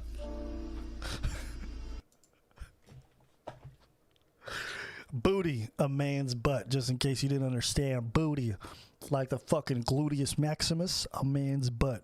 Got it? I'm coming for that booty. It was more, I'm sorry. It was more booty. You see how he's laughing? The reason why he's laughing is because the guy behind the camera is trying to not laugh. Because he's got this deadpan face. Look at that face. Booty. You know what this needs? In the booty. Booty was more important than food. Booty. A man's butt. It was more, I'm sorry. It was more booty, having some booty was more important than drinking water, man. You know what I like the most about this line? This line, he knows it's bullshit, but he's doing it for the television. But he's trying not to laugh. If a nigga says something to you like, hey man, I'm definitely going to return your car. If his lip, if he has to adjust that shit, that nigga's lying. Was more important than drinking water, man. If they go, it's more important than drinking water, man. They adjusting their lips so it doesn't look like they're gonna burst out laughing. Look at his face. This man is holding himself back. He's holding himself back, trying not to laugh. Booty.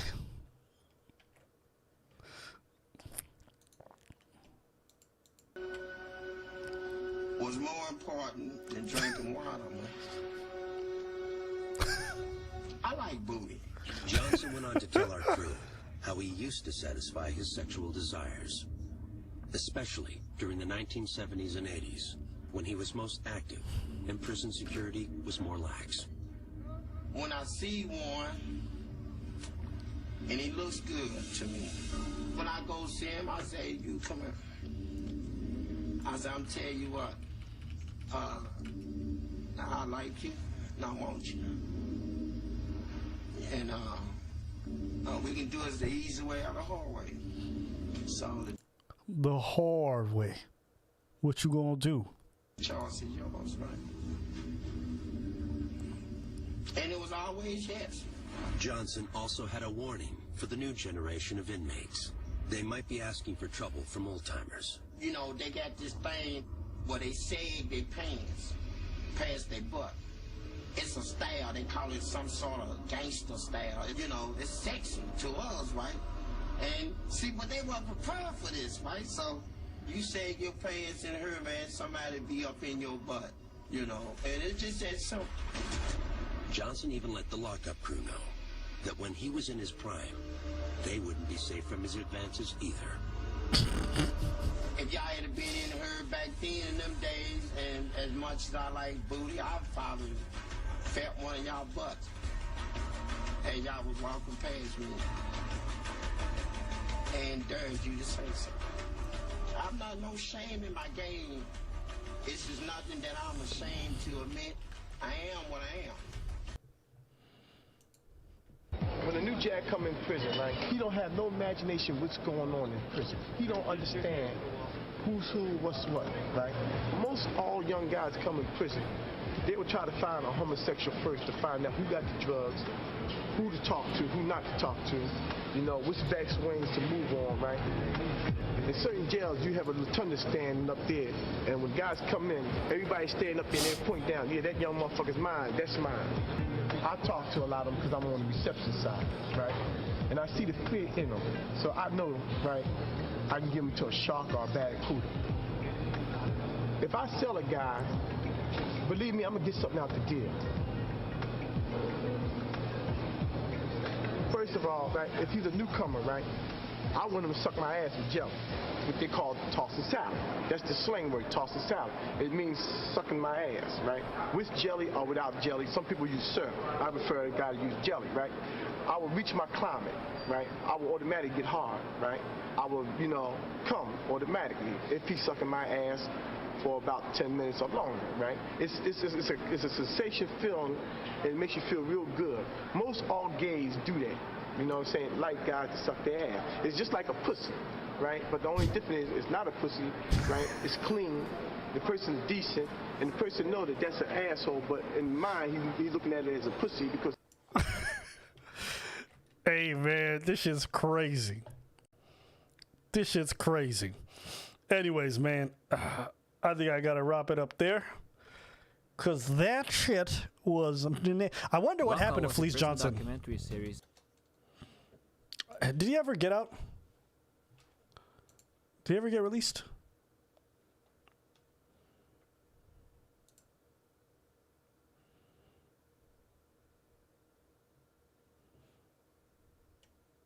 Oh man, I wonder if I can get an interview with this man. Yo, chat, if you guys can find Fleece Johnson on Instagram or something, yo, holla at me, bro.